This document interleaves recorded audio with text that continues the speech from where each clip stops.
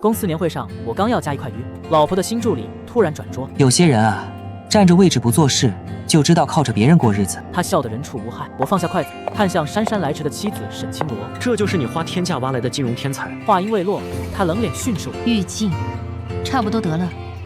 阿晨是斯坦福海归，比你这个靠关系进来的强100倍。全场高管憋笑，等我出丑。玉总，我听说你跟龙兴财团的合作主动让利30%，白慕晨眯着眼，该不会收了回扣吧？我气笑了。你太片面了，这叫长线投资。沈清罗却一拍桌子：够了，玉静，你被停职了，工作交给阿晨交接。我愣住，他补充道：公事公办，你要体谅我。我起身，将口袋里的3周年婚戒扔进香槟塔。不必了，沈清罗，我们离婚。上海市华尔道夫酒店，沈氏集团的年度盛典，水晶吊灯投下刺眼的光，照亮每张高管脸上那份虚假的热络。我玉静，沈氏集团的挂名总经理，正在努力扮演好自己的角色，那个依靠妻子发家、靠着沈家过日子的女婿。3年前，我放弃京城千亿家产，以一个一无是处的金融小白身份入赘沈家。我用3年时间，将一个濒临破产的家族企业改造成市值翻了8倍的行业龙头。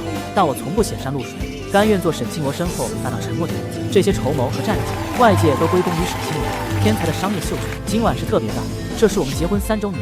我特意在年会压轴环节藏了一个惊喜，与那个即将拍卖的青罗系列的珠宝有关。我坐在角落的末席，周围的笑声和窃窃私语，像无数根尖针扎向我。玉先生，您今天怎么坐这儿？后排的服务生不是更安静些吗？开口的是一个3线珠宝公司的老板，名叫李茂，曾经求着我签字合作，被我拒绝了。我端起酒杯，脸上保持着温和的笑。李总说笑了，我来旁听学习，莫席最能看到全貌。李茂笑得一脸油腻，满脸算计。哟，玉先生真是谦逊。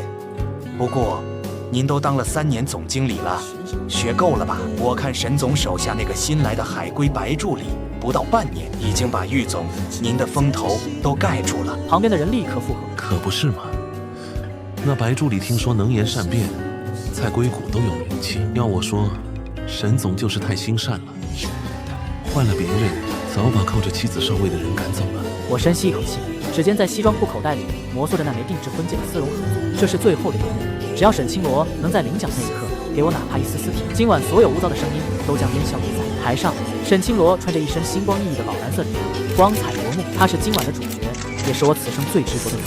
他站在发言台前，脸上是完美的一丝不乱的职业笑容。感谢大家对沈氏的支持，沈氏有今天的成就，离不开各位的努力。他的目光扫过会场，定位在我这里停留，声音忽然拔高，更离不开优秀的血液和新鲜的头脑。我心头一紧，他提这个做什么？台下响起热烈的掌声。沈清罗侧身，隆重地请出了一个年轻英俊人。让我们隆重介绍沈氏集团特聘 CEO 助理白慕晨先生。台下人群沸腾起来，掌声雷动。白慕晨接过话筒，阳光又自信，那种咄咄逼人的精英气质和我的温和内敛形成了强烈的反差。我看着沈清罗，他眼光里充满了对白慕晨的欣赏和依赖。而白慕晨接过话筒前，侧身凑近沈清罗，不知道说了句什么。沈清罗莞尔一笑，那是他只有在高强度工作后才会露出的，带着一丝松弛和亲昵的笑。这样的笑容，我已经3年没从他脸上看见了。玉总，一个声音带着戏谑打断了我的思绪。白慕晨端着一杯香槟走到我这桌，姿态高傲，像巡视工地的老板。我抬头，眼神平静。白助理，恭喜了，刚上任就得到沈总如此认可。白慕晨笑了，那种笑不达眼底，带着浓重的优越感。玉总说笑了，您的位置我可不敢觊觎，毕竟我可是要靠实际上位的人。他故意在实际2字上加重了语气，引得周围的人失笑。白助理年轻有为，但沈氏的实际部上每一步布局都有我的手笔。我放下酒杯，语气温和却坚硬，我不能任由他践踏我的付出。您的手笔？白慕晨假装惊讶，突然提高了嗓门。哦，是我忘记了，您负责的项目都是那些很情绪化、很个人向的，比如您的青罗珠宝系列，听说您投入了大量时间，真是让人感动。毕竟玉总擅长的是情感，不是金融。他这话彻底把我的努力给钉死在了情绪2字上，他这是在当众抹杀我的专业价值。我正要回击，他像没看见我的愤怒，突然身子一歪，手里的香槟杯啪地一下，整杯金色的酒液全部泼在了我那件手工定制的米色西装上，冰凉的液体带着酒气，瞬间湿透了我的胸口。在场的名媛淑女都发出了一阵低呼。白慕晨赶紧扶正身子，语气夸张，但眼中满是挑衅。哎呀，抱歉，玉总，我太不小心了，我眼花了。我刚刚还以为您是给我们席上送酒的服务生呢。哐！全场所有的假笑和憋笑都在这一刻爆发了出来，几百号人像看一个狼狈不堪的人一样看着我。有人拿出手中的扇子扇风，有人拿起酒杯遮住嘴巴。羞辱，这是极致的羞辱！我感觉胸口像烧着一团火，从脊柱一路烧到头顶。这是我3年来从未遭遇过的最赤裸裸的面试。我付出的那些不眠不休的夜晚，那些力挽狂澜的金融决策，那些在黑暗中替他披荆斩棘的努力，都被他用一句服务生彻底否定，且轻飘飘地泼了一身湿漉漉的笑料。我没有去看沈清罗，我的目光锁定在白沐晨脸上那份扭曲的得意。白沐晨，你故意的。我的声音出奇的平静，但只有我自己知道，我的牙关正在颤抖。玉总，您说什么啊？我真的不是故意的。您这西装多少钱？我赔给您就是了。不过我看你这套也旧了，下次别穿仿品了。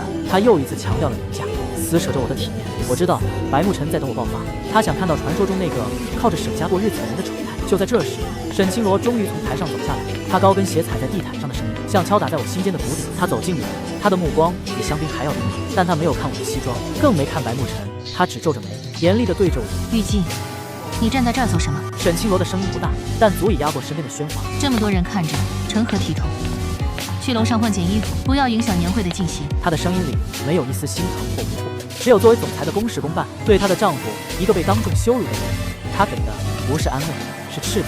白沐晨看到这情景，立刻收起了得意的神色，换上了一副谦卑。沈总，是我的错，我不该影响玉总，我这就去帮忙处理。沐晨，你主持拍卖环节，别把时间浪费在这些小事上。沈清罗立刻打断了白沐晨，语气带着安抚和包容。他转向我，命令的语气丝毫不容置疑。我说了，去换衣服。我的心就像被这冰冷的香槟浇透一样，我已经感觉不到愤怒，只剩下寒彻入骨的失望。3年的隐忍，换来的是一个外人肆意的羞辱和妻子一句别影响年会。我缓缓伸出手，将西装上的一滴酒水慢慢擦在了白沐晨昂贵的新款皮鞋上。白沐晨瞳孔猛地收缩，他愤怒地看着我，但沈清罗站在旁边，他不敢发作。我抬头直视着沈清罗，嘴角拉起一个讥诮的弧度。那可真是抱歉了，沈总。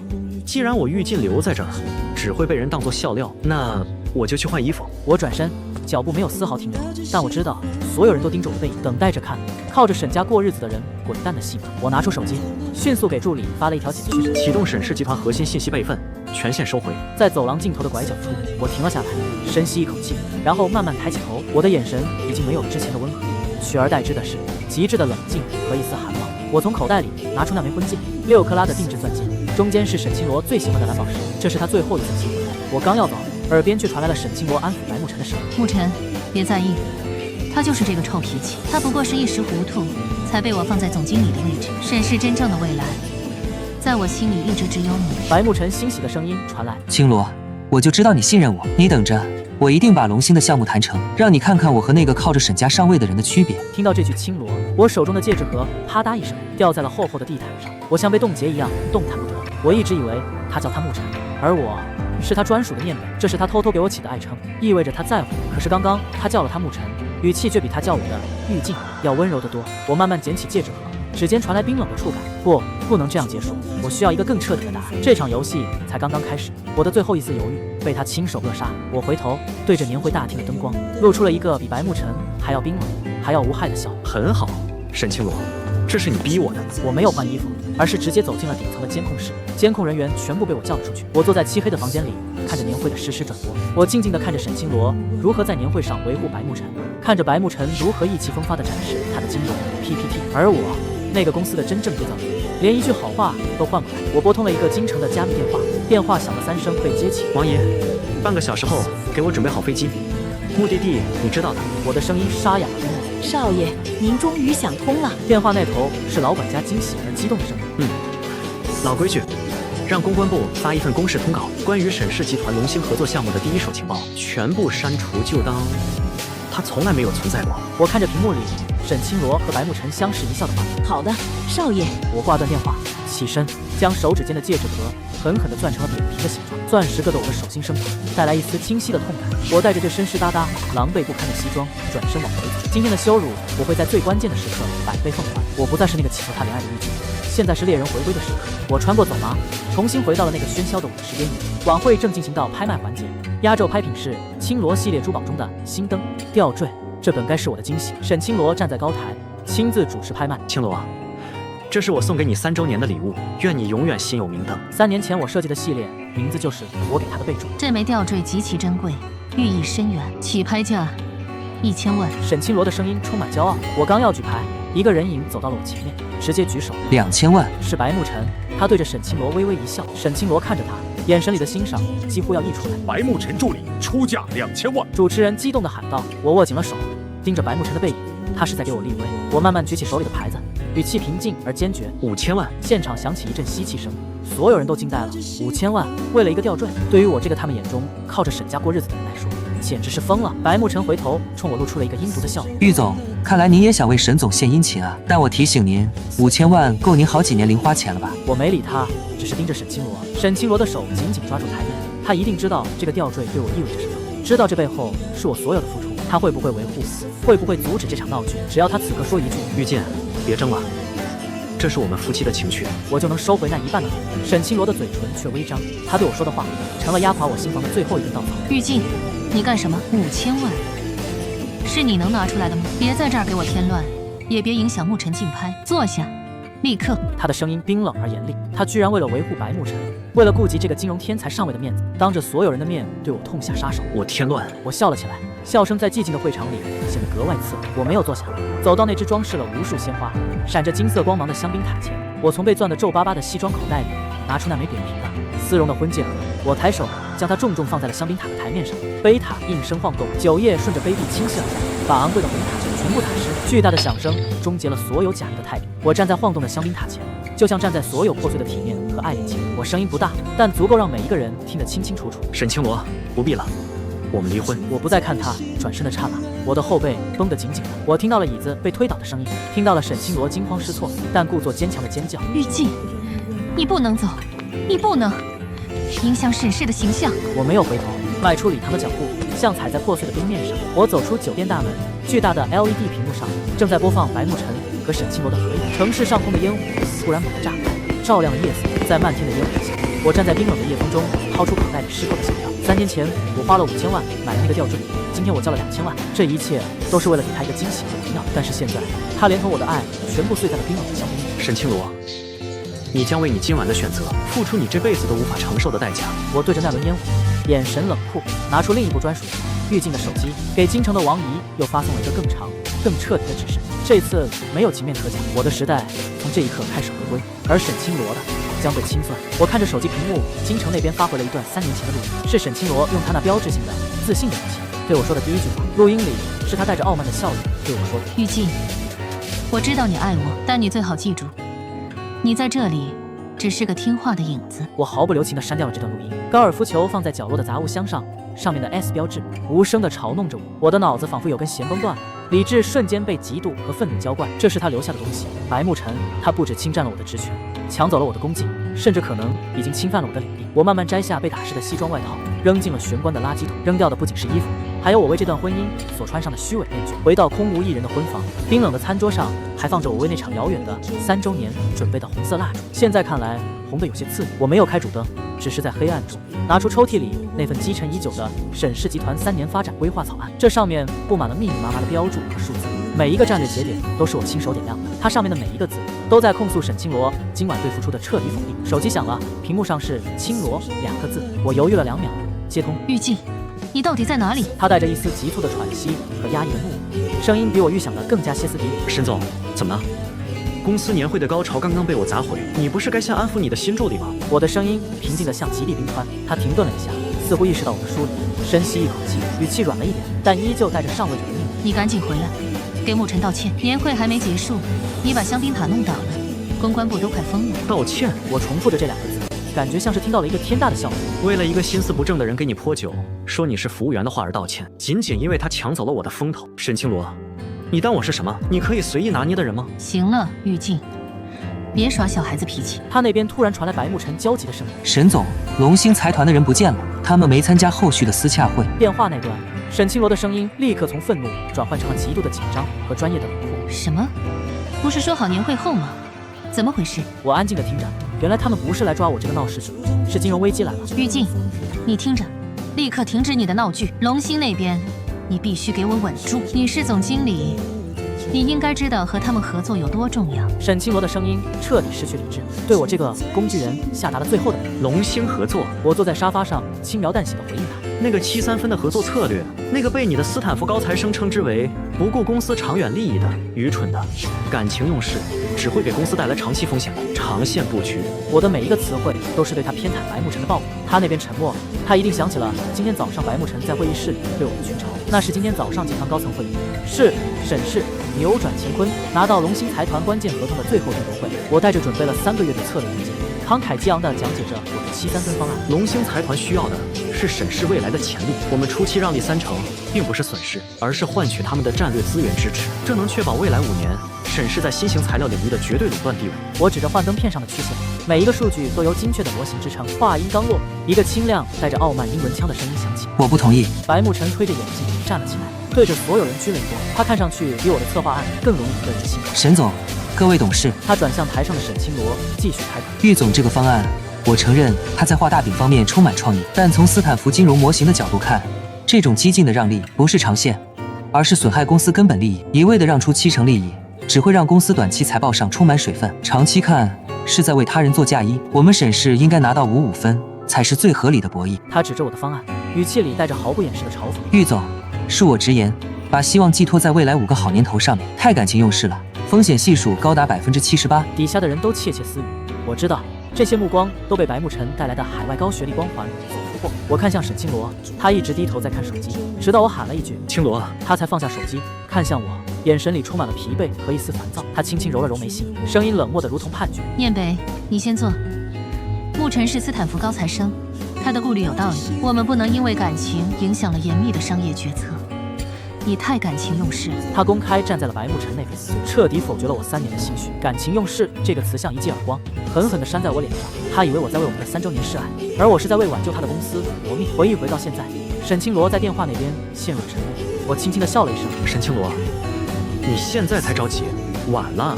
龙兴的策略已经取消，他们拿不到我想给的东西，自然不会再和你这种高层动荡的公司合作。好好享受年会吧。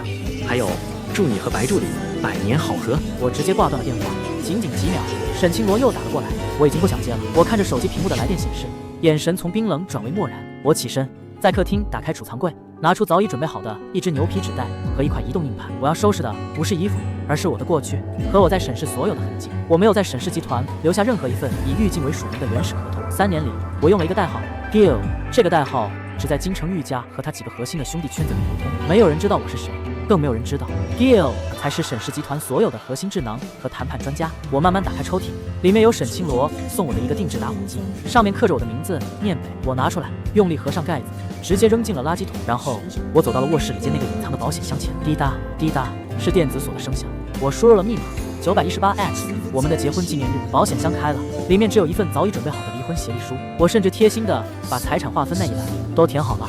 我净身出户，我拿出离婚协议书放在餐桌上，拿起了笔，在协议人郁静的签名上写下了我的名字，笔锋锋锐，不带一丝留恋。这时门锁再次传来急促的扭动声。郁静，你开门，我有话跟你说。这一次沈清罗亲自回来了，他不可能放任龙兴的事情闹大。我没理他，我打开家里的音响，音乐声盖住了他的敲门声。我走进浴室，他还在外面叫我。郁静，我警告你，别闹了，开门。我对着镜子看着自己狼狈不堪的样子，嘴角划过一个冷笑。然后我拨通了白慕辰的电话，我用的是沈氏的内线号码。白慕辰不敢不接。喂，谁？白慕辰的声音警惕而急促，我调整了一下嗓音，冷酷而低沉。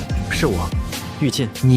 你还有脸打电话来？白慕辰怒气冲冲，显然还在为刚刚的香槟塔事件耿耿于怀。白助理，我看在你斯坦福的学历份上，给你一个忠告：龙兴的项目不是你这样的天才就能撬动的泥巴。你屁话少说。白慕辰显然被龙兴突然离开的事情搞得阵脚大乱。我问你，龙兴那边到底怎么了？你是不是暗中搞鬼了？我能有什么暗中搞鬼？我不是一个只知道感情用事，靠着沈家过日子的人吗？我语气里的讽刺如同淬毒的刀子。白慕辰，我好心告诉你，龙兴的合作核心负责人，你永远也别想见到。我建议你今晚早点下班，因为你马上就会多出很多私人时间。你敢？白慕辰气急败坏。我缓缓关上免提，用最低沉的声音说道：龙兴的项目是我给沈清罗的公司铺下的关键布局，只有我能推进。而现在，我决定终止这个项目的所有铺垫。我直接挂了电话，扔在洗手台上。门外急促的拍门声骤然停止。沈清罗安静了，他一定意识到事情的严重性，他比谁都清楚。我看似无能，但在公司里，我我一个人承担了所有最困难、最肮脏的底牌。我听到外面沈清罗开始拿钥匙开门的声音，他肯定带着备用钥匙。我的动作必须更快，我拿出移动硬盘，迅速连接家中的智能控制中心。一个简洁的界面弹了出来，这些数字化的痕迹都是我唯一留下的。我输入了一行只有我和京城玉家高层才能看懂的指令：启动沈氏集团全线业务数据垄断，全线转交 King。King 是玉家在商界流传的一个老牌符号，意味着至高无上的控制权。这一刻，我对沈氏所有的数据、核心的研发专利、海外的投资通道，都如同进行了一次精准的截肢手术。沈清罗打开门冲了进来，他看到桌上的离婚协议书，像被烫到一样，发出了一声尖叫。玉静，你真的敢？你以为你离婚了，沈氏集团还能给你分一套房吗？他的声音带着歇斯底里，妆容也花了。他跑到我面前，抓住我的手臂，告诉我，龙兴财团到底出什么事了？你是不是给他们说了什么？我平静地看着他精致，但此刻却充满狼狈的脸。他依旧最在乎他的事业。我抽出手，走到玄关，打开鞋柜，他这才发现我的目光盯着旁边的红色高尔夫球，他的脸唰的一下白了，带着一丝我从未见过的心虚。玉静，你听我说，这只是沐尘不小心落下的。他今天帮我。帮你什么？帮你把他叫到身边，凑到你耳边说悄悄话吗？我冷酷地反问。我的胸腔里翻涌着巨大的痛苦，但我脸上却只剩下冷漠。我突然想起2周前沈清罗说要去香港出差，他特意叮嘱我那几天让阿姨休息，让她自己安静几天。原来所谓的安静几天是不想被我打扰。眼前的愤怒被最彻底的失望所取代。我不想再问，不想再听任何解释。我用这双支撑了沈氏3年的手，拿起餐桌上的离婚协议书放在他面前。签吧，你不是最喜欢公事公办吗？现在我们来办我们自己的公事。我净身出户，我为你3年的呕心沥血，留给你最后的体面。不，我不签。沈清罗把头摇得像波浪鼓，他抓住我的胳膊，眼神充满惊恐。那不是对我离婚的惊恐，而是对我身后潜在的利用价值的惊恐。玉静，你不能走，你走了，沈氏就完了。我求你，你只是在生我的气，我可以道歉。年会上，我错了。他是真的害怕，他终于说了句对不起，但太晚了。我的心已经被他的那一句“沐尘有道理，你太感情用事”给冰封了。一个冰冷的声音从门外传来，是沈清罗的亲妹妹沈清明。她醉醺醺地扶着门框打了个酒嗝。姐，你又在演什么苦情戏？还当他是当初那个一心讨好你的人了？他一个靠着沈家过日子的，你能让他离开，你就烧高香吧。离婚协议书让他赶紧签了，别浪费时间。沈清明是典型的家族蛀虫，一向看不起我从不放在眼里，但他的话此刻却像一把刀，精准地刺穿了我和沈清罗之间的那层可笑的窗户纸。沈清罗脸色煞白，冲他低吼出声：“青宁，你给我滚回房间去！”沈清明被吼得委屈，跑着上楼了。我盯着他，一心讨好你的人，影子。我重复着这2个刺眼的词汇。我松开他的手，向后退了一步，拉开了我们之间所有的界限。然后我平静地拿出我的私密手机，当着他的面拨通了电话。电话那端立刻接通，语气满是发自内心的恭敬：“喂，王姨。”少爷。王姨的声音充满了欣慰。我的目光锁定了沈清罗，他听到了少爷，眉头紧皱，身体微颤。我字字清晰，掷地有声，像宣布一个审判。爷爷，您说我3年不归，对不起玉家，我错了。3天之内，立刻派人把沈氏的核心数据全部给我移回京城。现在，来接我。我已经……我看着沈清罗震惊到极点的脸，一字一顿的开口：“离婚了。”沈清罗猛地抓住我的衣角，声音带着巨大的颤抖：“你说什么？爷爷？你爷爷不是已经隐退了吗？连告别仪式都办完了。”他的瞳孔放大，里头装满了不可思议和恐惧。我爷爷一辈子低调，甚至对外隐退了所有公开行程，是为了让我能安心在这里。但我从没想用这个秘密来挽留这份摇摇欲坠的感情。此刻，这个秘密成了我打垮这个女人的第一张底牌。我挣脱他的手，走到玄关，身后是沈清罗失魂落魄的叫喊声：“玉静，你到底是谁？”我重新打开我的私密手机，回身用一个比白沐尘要完美100倍的精英微笑对着他：“你不是最喜欢斯坦福高材生吗？你不是只相信天赋与实力的吗？”我在手机扬声器中播放出了一段由专业声优录制好的、清晰宏大的公告：玉氏集团核心继承人玉静即将回归玉家，所有合作产业立刻启动最高级别接待流程，迎接玉祖到来。玉氏。京城玉家。沈清罗像是被抽空了所有的气，瘫软在玄关。他嘴里呢喃着这个足以颠覆他整个商业帝国的名字：我玉静。那个他喊了3年，靠着沈家过日子的人的奶奶，是他永远高攀不起的京城玉家未来万亿商业帝国唯一的继承人。我站在门口，一扇虚掩着的门隔开了客厅的狼藉和外面走廊上沈清明刺耳的低语声。她的声音不大不小，带着醉酒后的无所顾忌。这丫头是沈清罗同父异母的妹妹，成天只知道纸醉金迷，但嘴永远比谁都毒。姐，那个男人的棒球帽，我看到里面有人写了“下次见，永远爱你的木”。玉静那傻子不会看见了吧？沈清明是故意的，他在嘲笑我的愚蠢，也嘲笑他姐姐对我的背叛。他认定我这个靠着沈家过日子被戴绿帽子是天经地义的，只要不被发现，他的沈氏集团就安然无恙。但他不知道，他刚刚的一句话彻底浇灭了我心中最后一丝自欺欺人的火焰。原来那仅仅只是一个帽子。我猛地推开门，沈清宁被吓得一个踉跄。他看到我阴沉到如鬼魅一样的眼神，他脸色倏地苍白，酒立刻醒了一半。玉静，你没走？我没有理他，只是越过他，看向瘫软在地上、脸色惨白如纸的沈清罗。沈清罗刚刚听着我的玉氏继承人宣言，已经彻底崩溃。他此时看着我，如同看着一个从地狱里爬上来的鬼。燕北，我没有，我跟他没有任何关系。沈清罗挣扎着想要爬起来靠近我，他想拉我的衣角，想抓住我任何一根救命的稻草。没有。我走向他，在他面前停下，巨大的阴影笼罩着他。你是说，永远爱你的目的，只是一个粉丝的告白吗？我俯下身，轻轻的、残忍的纠正着他的谎言。沈清罗，你以为我为什么从来不问你关于白沐晨的事情？因为我在等我给你最后一次机会，等我看到你在公事上给我一个公正，等我看到你用哪怕一丝丝的心软来回报我3年的隐忍。但你都做了什么？他颤抖着说不出话。我抬起头看向在旁边早就吓得全身僵硬的沈清宁。沈清宁，你刚刚说你看到的是什么？沈清宁被我眼中爆发出来的凌厉气势吓得魂飞魄散，他根本不敢跟我对视，只敢低着头，声音细若游丝。我什么都没看到。我冷笑着，伸手按住沈清宁的胳膊，将他带到沙发边停下。那种力量感是沈清罗从未见过的。沈清罗，你最爱的妹妹，你看看她，这3年我给了沈氏多少收益，让她能住这儿，让她能肆无忌惮花钱。现在，你猜猜，玉家会如何对待一个靠着公司红利挥霍度日的人？放开他，玉静，你简直不可理喻！我松手，沈清宁摔倒在沙发上，哭了起来。我不是不可理喻，我眼神冰冷，如同在审判。我只是把你们早就埋下的剧本提前演出来了而已。我弯下腰，盯着沈清罗的眼睛，声音低得像只有我们能听见。白沐晨，他永远爱你的慕。你说的对，他是斯坦福的天才，他是你最得力的助手，他比我强100倍。而我起身走到离婚协议书旁边，指着我已经签好的名字。我只是个想净身出户，靠着沈家过日子的人而已。说完，我不再看他的反应，直接拉着我的行李箱，里面只装了电脑和我这些年给老宅子定制的几套衣服。我走出门，空气瞬间清新了，身后的一切对我来说都变成了彻彻底底的黑历史和垃圾。我已经不是念北了，我是玉进。我没有回玉家，而是按照玉家的老规矩，先到了京城一个私人秘密庄园。这是我的复盘室。玉家老管家王姨早已带着一班人恭候多时。少爷，您可回来了。王姨看到我身上的湿腻西装，看到我眼中压抑不住的血丝，老泪纵横。您受委屈了。王姨，委屈不重要。我将行李箱扔给身边的助理，然后脱下外套，走向庄园内的最高权力中心，那是玉氏集团最私密的内网链接点。王姨将沈氏集团从底层数据剥离，我已经启动了熔断代码，把他们核心的研发部门和供应链系统全部暂时切断。我要让龙兴的项目成为压垮他们股价的最后一根稻草。我语气坚决，没有留下一丝余地。少爷，您真的决定要断绝与沈氏的所有关系吗？王姨小心翼翼地问。我没有回答，而是直接走向办公台。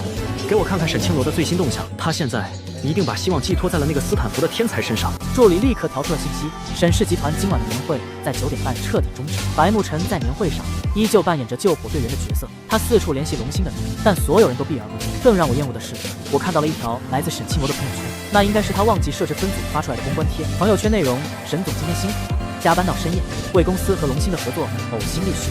最好的老板沐晨敬上。配图是沈清罗疲惫但坚毅的侧脸，坐在办公桌前，手里拿着咖啡，旁边还放着一块白沐晨庆生石，有我亲手安排的定制蛋糕，蛋糕上面写着祝清罗老板事业永恒。我盯着那张配图，那块蛋糕本应该属于我这个丈夫，他这是在偷走我的付出，我的心意，我的那桌香菜，我所有的等待都被他抛到了九霄云外，只为了在深夜里给白沐晨这个外人作秀，博取人心。我的手指死死地扣住了桌角，指节发白。这个白沐晨真是一个擅长逢迎讨好的人。我冷冷地说：少爷，我们已经截获了白沐晨发给沈清罗的一些秘密邮件，还有几个他跟沈清罗单独用餐的高清照片，您要看吗？助理小心翼翼地提醒着我。不用。我闭上眼，揉着胀痛的太阳穴，我不需要这些具体的证据来污染我的眼睛。沈清罗的犹豫和偏袒已经足够说明一切。王姨，去把那个叫白沐晨的背景彻底查清楚。我睁开眼，眼神已经充满了算计。是，少爷。王姨恭敬离去。我看着屏幕上沈清罗朋友圈的配图，底下的点赞和评论都在夸赞沈总必经图治，有优秀的沐晨助理相伴，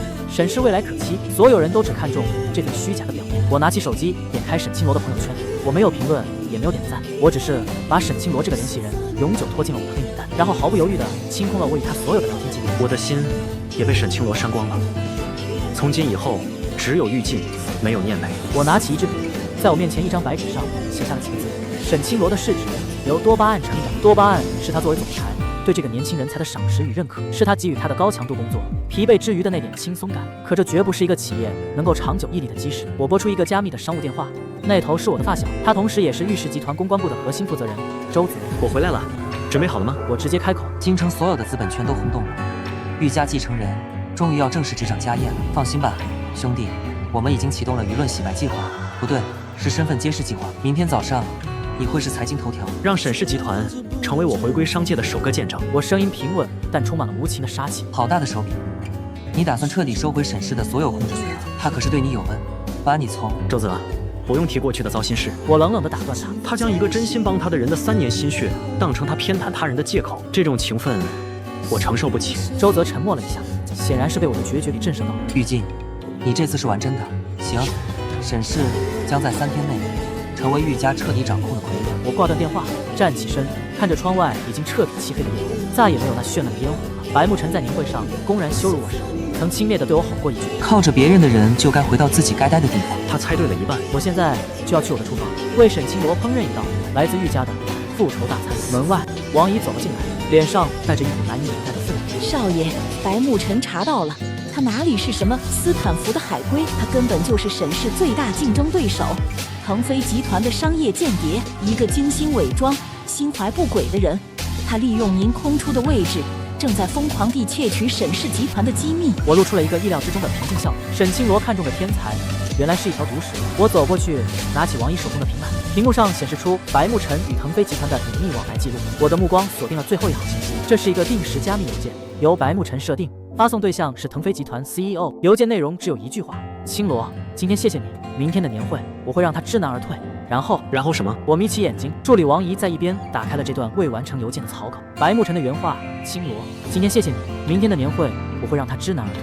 然后完全配合我的布局，将沈氏彻底掌控在我的手里。我放下平板，冷笑一声：沈清罗，你当众羞辱我，是为了让你无比信任的人上位，可你无比信任的人却是你最大的敌人，真是可笑至极。我的语气里满是对沈清罗盲目自大、是非不分的失望与不屑。给沈清罗的邮箱发一封匿名信，只需发送1张照片就行。我看向助理，开口吩咐道：照片内容我已经想好了，是白慕辰和腾飞集团 CEO 在私人会所握手的照片。我没有打算直接告诉沈清罗全部真相，我要让他自己去痛彻心扉的体验他信任的天才是如何将他的集团一步步带入深渊。我玉进不会再做他的救世主。我靠在椅背上，抬头看向天花板。我终于彻底走出了那个名为念美的囚笼。凌晨4点，京城庄园办公室内一片寂静，桌面上那份已经被我签了字的离婚协议书被助理拍了照，用邮件的方式发送到了沈清罗和他的私人律师邮箱。我没有留下一句挽回的话，干净利落。我拿起电话，拨通了那个我3年都不曾主动联系过的人。那个人就是沈老爷子，沈鹤川。这是一个垂暮的老人，靠着手里的股权和家族影响力，在集团里勉强维持着平衡。沈清罗一直忙着内斗，几乎忘了这个定海神针。电话响了很久才被接起，那头传来沈爸虚弱而警惕的声音：喂，谁？爸，是我，玉进。我调整了一下呼吸，声音平静。那边沉默了2秒，带着一丝刻意的警觉。念北，这么晚了，你不好好陪青罗，给我打什么电话？沈鹤川似乎已经提前从沈清罗那里得到了关于年会闹事的消息。我直接切入主题，没有任何客套。爸，龙兴财团的合作彻底黄了。不光如此，白慕辰，腾飞集团的间谍，他正在试图窃取沈氏集团核心的新材料专利数据库。沈鹤川猛地咳嗽起来，声音里透着巨大的震惊。你说什么？专利数据库？不可能！青罗说白慕辰是斯坦福最优秀的毕业生。优秀的毕业生还是包藏祸心的潜伏者？你自己判断。我没有提供证据，我只是告诉他事实。我的7-3分合作策略是确保我们在新型材料上市前的垄断期。没有龙兴的战略资源，沈氏的材料根本推不出市场。这句话直击沈鹤川的要害。他知道集团最大的财富就在那个专利项目上。你从哪里知道白慕辰是间谍？沈鹤川的警觉被恐慌取代。爸，这不重要，重要的是我今天已经被沈清罗停职了。你最信赖的女婿被勒令接受审计。我平静地叙述着，每句话都像一把刀插在他的心窝。我告诉他，我是一个绝望的被抛弃的入赘女婿。我试图提醒他，但我已经无能为力。是青罗，他为了白慕辰，他怎么可以？沈鹤川气得说不出话，但他的恐慌和愤怒达到了我的预期。我台湾看了一眼时间，已经过去2分钟，我该收网了。爸，我今天已经给青罗递交了离婚协议，我净身出户，我将我3年来所有的人情往来，所有对沈氏的付出，全部抛弃了。我声音微微颤抖，将自己伪装成一个彻底心灰意冷的被抛弃者。爸，你以后自己小心。这句话包含了巨大的威胁和警告，因为没有了我的隐秘维护，沈鹤川在董事会的日子也不会好过。我挂了电话，嘴角露出了一个残忍的笑。沈鹤川不会去质疑我，因为他知道我是除了他之外最了解沈氏业务架构的人。他现在只会做一件事，彻底质疑沈清罗对白慕辰的盲目信任。质疑就是瓦解沈氏稳定的第一步。我起身看向窗外，玉家最核心的金融分析师已经全部就位。我打开玉氏内部网络，代号 King， 瞬间我的电脑屏幕上数十块屏幕亮起，全都是沈氏集团的股市数据、舆论舆情、竞争对手的动态。开始吧，让沈氏集团经历一次冰川期。助理点点头，手指在键盘上飞快地敲打起来。第二天一早，沈清罗发现他不仅收到了前所未有的离婚协议，收到了白慕辰的间谍警告，公司的噩梦也开始了。首先是龙兴财团发布了官方公告，因沈氏集团高层管理出现重大不可调和的矛盾，龙兴财团担忧合作风险，项目单方面终止。公告一出，仿佛在平静的湖面投下了一颗炸弹。龙兴的项目是沈氏集团今年最核心的增长驱动力，它的终止意味着沈氏的业绩将无法达到预期。股市开盘，沈氏集团直接跌停，跌地跌。沈氏集团顶楼的总裁办公室里，警报声响彻不绝。沈清罗穿着昨晚年会未换下的衣服，头发微散，整个人充满着疲惫和焦虑。怎么回事？公关部怎么处理的？沈清罗摔了桌上的咖啡，大声质问。白慕辰在场内焦头烂额，他已经完全失去了昨晚的冷静和优雅。沈总，龙兴太绝情了，他们完全不接受我们高层沟通，他们对外宣称我们沈氏集团与他们合作的那位核心负责人已经辞职，他们只认那个人。这句话让沈清罗脸色更白，他知道白慕辰指的是谁，是玉静，那个他只负责当众羞辱的人。不可能，玉静只是个虚职，他懂什么？沈清罗不愿意相信，他的骄傲不允许他承认，我那个他瞧不起的入赘女婿才是沈氏的定海神针。沈总，龙兴那边的公告明确点了，他们说沈氏所有的合作架构都是由代号为 Gill 的幕后智能策划，只有 Gill 拥有全部的洽谈权。白慕辰着急地把平板推到他面前，沈清罗看着 Gill 这个代号，身体猛地颤抖了一下，他的脑海里瞬间闪回3年前，公司濒临破产时，一个神秘的中间人联系他，承诺会提供帮助。那个中间人的所有邮件和信息都留着一个神秘的代号 Gill， 他一直以为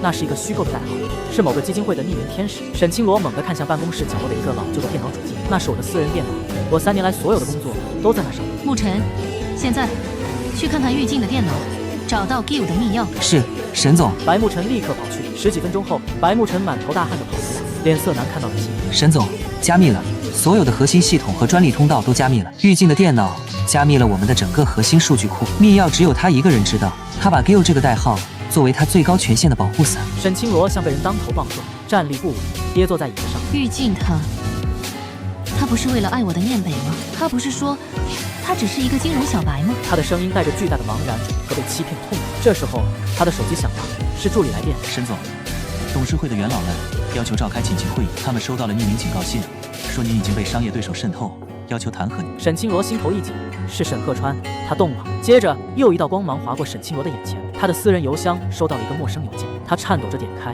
里面只有一张高清照片，白慕辰站在腾飞集团总裁的办公室，两人正在面带笑容，亲密的握手。沈清罗的血液仿佛在瞬间凝固，他的手像是触电般扔掉了手机。慕辰，他看向身边焦急的白慕辰，眼神从信任彻底变成了怨恨和惊恐。白慕辰看到照片，瞳孔狠狠地收缩了一下。玉静，你这个只会依附别人的人。他立刻意识到这是谁下的手。白慕辰来不及狡辩，直接将错就错，反正已经被发现了，不如鱼死网破。他露出一个狰狞的笑。是，沈总，我是腾飞集团派来的。你以为我是斯坦福的？可笑，我只不过是利用你对玉静的不满与偏见，来一步步掌控沈氏。是那个被你轻视的人帮你打下了江山，而你呢？你亲手把他推了出去，你活该。沈氏的一切都将是腾飞的。白慕辰彻底暴露了他的商业獠牙。沈清罗只感觉胸口剧痛，愤怒与绝望混杂在一起，冲击着他的理智。你出去，立刻从这里出去！他发出了一声凄厉的尖叫，情绪失控之下，拿起桌上的水晶烟灰缸，朝着白慕辰的方向狠狠砸去，被对方及时躲开。白慕辰躲开，他冷静地看了一眼时间，知道他的任务已经完成了大半。沈氏的股价跌停，核心人物内部。他从容地整理了一下西装，语气带着极致的轻蔑。沈总，我很佩服你。你亲手放跑了你的守护天神 Gill， 又亲手引来我这个毁掉沈氏的魔鬼，你真是一个亲手葬送了一切的糊涂人。说完，白慕辰转身，大步流星地离开了总裁办公室，留下沈清罗一个人面对一世的狼藉和彻底崩盘的沈氏集团。沈清罗瘫坐在地毯上，泪如雨下。不是因为失去白慕辰而痛苦，而是因为他终于明白，自己究竟错过了什么。他错过了狱警给他的一切。他慌乱地拿出手机，想要给我打电话，但是所有号码，包括我的私密号码，此刻都处于关机状态。我的冷漠和他被背叛的痛苦，在这一刻达到了顶峰。这时，办公室的电话响起，是私人秘书。沈总，不好了，郁总的律师团队给您发来了邮件，是正式的律师函和一份股权结构变动告知书。沈清罗颤抖着点开律师函上的每一个字，都像带着寒毒。新城郁氏家族宣布对沈氏集团发起友善收购，启动协议，收购目标股权占比51%，实现绝对控股权。附件里面是郁氏家族的官方声明，在那份官方声明上面贴着一张郁静的高清证件照，证件照下方2行烫金的大字，如同来自地狱的判词：郁氏家族第13代唯一继承人郁静。本收购行为由郁静少爷本人主持。沈清罗死死盯着郁静的照片，那个他以为一无是处的男人，那个他嫌弃是入赘女婿的男人，原来他根本没死，他只是在等待他自食恶果。他是郁静，是站在权力顶端，操控着京城和上海市资本命脉真正的王。沈清罗发出了一声犹如困兽般的嘶嚎，他已经彻底疯了。燕北，你敢？他冲向了桌子上的固定电话，拼命地联系我的所有号码。您所拨打的号码已停机。他突然想起我今天一早给他发的离婚协议，里面的内容是净身出户。他拿起了那份协议，发现我所有的资产和股权，我全都留给了他。这种净身出户的姿态，反而更像是一个巨大的阴谋和陷阱。郁静，你到底想要什么？他痛哭着将协议狠狠地砸碎在地上。沈清罗的手指被散落的玻璃碎渣划伤，指尖沾着咖啡渍与血迹。他死死地捏着那张写有 Game Over 的纸片。Game Over。他狂笑着，眼泪混合着妆容划过他憔悴的脸庞。不，游戏绝不会结束。他是沈清罗，他不会让郁静，那个他以为在他掌控之下的男人，来摧毁他一生的心血。他冲出办公室，发疯似的开车冲回了我们的婚房。他知道我只会走得那么干脆，我身上一定还有什么线索。卧室门没锁，我走得很急，一进房间，沈清罗就看到了地毯上那个清晰被人为故意撕裂的西装碎片。我把所有关于入赘女婿的痕迹全部抛弃了。他也看到了厨房里那桌早已冷却的他最爱吃的香菜，我没有倒掉，我把它留在这儿，就像留下一座冰冷的关于我3年爱意的墓碑。沈清罗闻到那股早已发凉的气味，心像被一只无形的手狠狠地揪住。燕北，他喃喃自语，终于意识到了我彻底的心思。我早就说过，我不是一个只会感情用事的人。这时，他看到了餐桌上的那份已经签好字的离婚协议，除了我的签名，协议右下角还多了一个精致的黑色签名印章，印章上面的字体娟秀，印着 King Seal。任何一个金融圈的人都知道 King Seal 意味着什么，那意味着郁家最高私密财团的认可和加持，这意味着这份离婚协议在法律上具有不容置疑的权利效力。沈清罗的手在发抖，他抬起头，正好看到卧室里的景象。那是我匆匆整理过后遗忘在床头柜上的一张泛黄照片，照片上是一个长相威严的老者，正对着一个10来岁的少女慈祥地笑着。照片里的那个少年就是我。照片下方有一行小字：念北，我的郁静。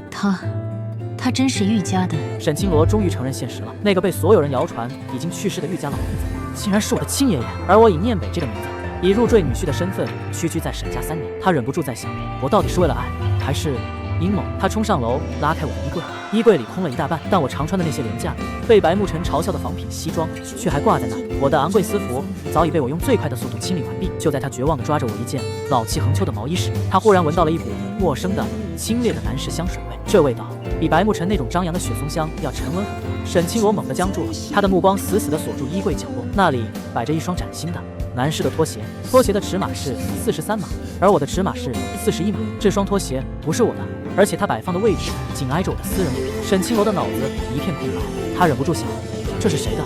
是另一个男人。他的心跳加快，恐惧瞬间盖过了愤怒。在这个家里，在我这个名义上的丈夫每天都能回来的家，居然有别的男人的痕迹，不可能。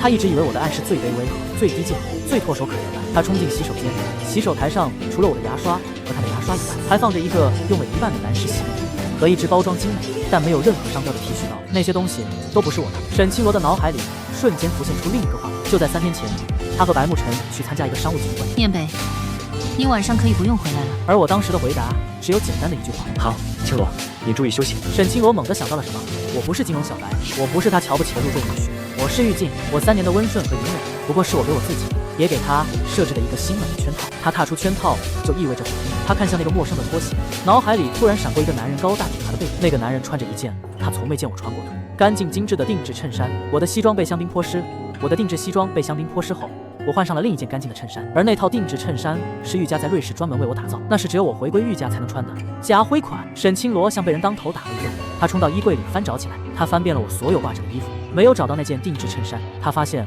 我的衬衫夹层里藏着一个微小的芯片追踪器，这是他当初要求我在身上携带的，理由是怕你走丢了，而他用这个追踪器来时刻监控我的行踪。他现在才明白，我根本就没有走丢。他打开自己的手机 App， 连接追踪器，屏幕上立刻跳出了我的定位：京城某私人庄园。沈清罗脸色惨白，他全身脱力地靠在墙上。我玉静在年会那一刻立刻换上了我玉氏继承人的衣服，我这双拖鞋。他颤抖着终于反应了过来，这双拖鞋只是玉静为了转移他的注意力故意放在这里的烟雾弹。他放这双鞋只是为了让他误会我在外面有其他女人，而这个男人可能就是玉家派来迎接我的管家王毅，或者我那个助理周泽留下的。这个家里除了我没有人住过。他突然意识到，从头到尾我的每一步都在他看不见的地方进行着精确的算计。我不是没有心软，我是用我的心软给我自己布下了一层心理防御机制，只要他一错，这层机制就会彻底爆发，让我能够抽身离去。他跑到客厅，拿起那份离婚协议，我签名下那行 King Seal 的印章，像一个残酷的烙印。沈清罗终于撑不住崩溃了，他抓起我的外套碎片，大声哭泣。玉静，你告诉我，你到底是为了气我，还是为了钱？他拿起那张已经破碎的10来岁的我和我爷爷的合照。京城玉家，少爷。他狠狠地砸碎了这张照片，他的手机疯狂地响了起来，是董事会打来的电话。沈总，您在哪里？您看财经新闻了吗？京城玉氏的收购通知已经下达了，股价跌到了历史最低。沈清罗脸色惨白，玉家根本不会给他任何喘息的机会。喂，沈氏集团总裁办吗？我是玉静律师团队的，请您做好交接准备。这冰冷的声音像催命符一样从手机里传来。不，你告诉玉静，我不离婚，我不接受收购，这是我的公司。玉静，你滚出来！面对我。他歇斯底里地嘶吼着，像是绝望的困兽。就在这时，门外响起了敲门声。沈清罗立刻转身，以为是我回来了。他打开门，门外站着一个50多岁的干员，女人一身黑色定制套装，目光锐利，手里拿着一个文件箱。沈太太您好，我是王玉，玉家的大管家。王姨面无表情，声音充满了对沈清罗的蔑视。沈清罗看到王姨，立刻想到了我昨晚打给爷爷的电话，这个女人他肯定熟悉。王管家，你来做什么？你家玉静，她把我沈氏集团害惨了。王姨轻蔑地扫了一眼玄关地上我的外套碎片和我签署的离婚协议。沈太太，少爷不姓玉的时候，帮你沈氏打下了整个江山，现在他姓玉，您就该明白，这江山终究是玉家的了。王姨走到客厅，气势如虹，完全压倒了歇斯底里的沈清罗。我来是奉少爷之命：一、接管沈氏集团所有的核心资产和信息权限；二、将这栋婚房连同您的一切行李全部清空，并进行彻底的消毒清洗。沈清罗被王姨的话激怒，你敢？这是我的房子，你凭什么清空？沈清罗情绪激动地冲了上去。王姨冷笑一声，打开手中文件箱，拿出一个信封丢在他面前。沈太太，你说的对，这房子是你的，但是少爷昨晚已经以折损名誉为由，委托律师向你发起了赔偿诉讼。这份文件证明你与白慕辰存在超出正常工作范畴的不当往来，相关记录已被固定。你胡说！我们掌握着白慕辰在国外大学的真实档案，以及您与白慕辰半年内以公务名义产生的多笔非工作相关消费记录，我们已全部留存。王姨的每一个字都像利剑一样插进沈清罗的心脏。沈清罗的身体猛地颤抖起来，那不是心虚，那是对玉静早已洞察一切，布局3年的恐惧，连他自己都忘了。他是以公事名义和白慕辰住在一起的，他一直以为我不知道。王姨的声音充满了不屑和厌恶。沈总，请你今天之内体面地从你那座被少爷打下的江山中离去，不然玉家的律师团会确保您从总裁的位置上滚下来，并且一无所有。王姨转身要走，但在门口她停顿了一下，回身像是想起了什么。对了，沈太太，少爷还让我转了一句话给您。王姨走到沈清罗面前，那张干练的脸上突然漾开一个令人毛骨悚然的比玉静还要残忍的笑。他让我转告您，你说的对，他是比我适合你去共同下地狱。沈清罗看着窗外，巨大的光投射在他的脸上，将他眼底的恐惧和悔恨照得纤毫毕现。玉氏集团的回归新闻像一记重锤，将他所有的傲慢与自以为是的聪明全部砸成了粉末。他终于明白，我3年的隐忍不过是一场放长线钓大鱼的蛰伏。我不是软弱，我是太强大，强大到根本不需要把那些所谓的污点展示出来。沈清罗情绪彻底失控，疯了似的冲出婚房，开车直奔沈氏集团总部。他要去找白慕辰这个商业间谍当面对质。王姨的到来彻底让他失去了控制，他冲出婚房，开车冲向了沈氏集团总部。此时，京城私人庄园，玉静站在落地窗前，俯瞰着外面绵延的湖泊，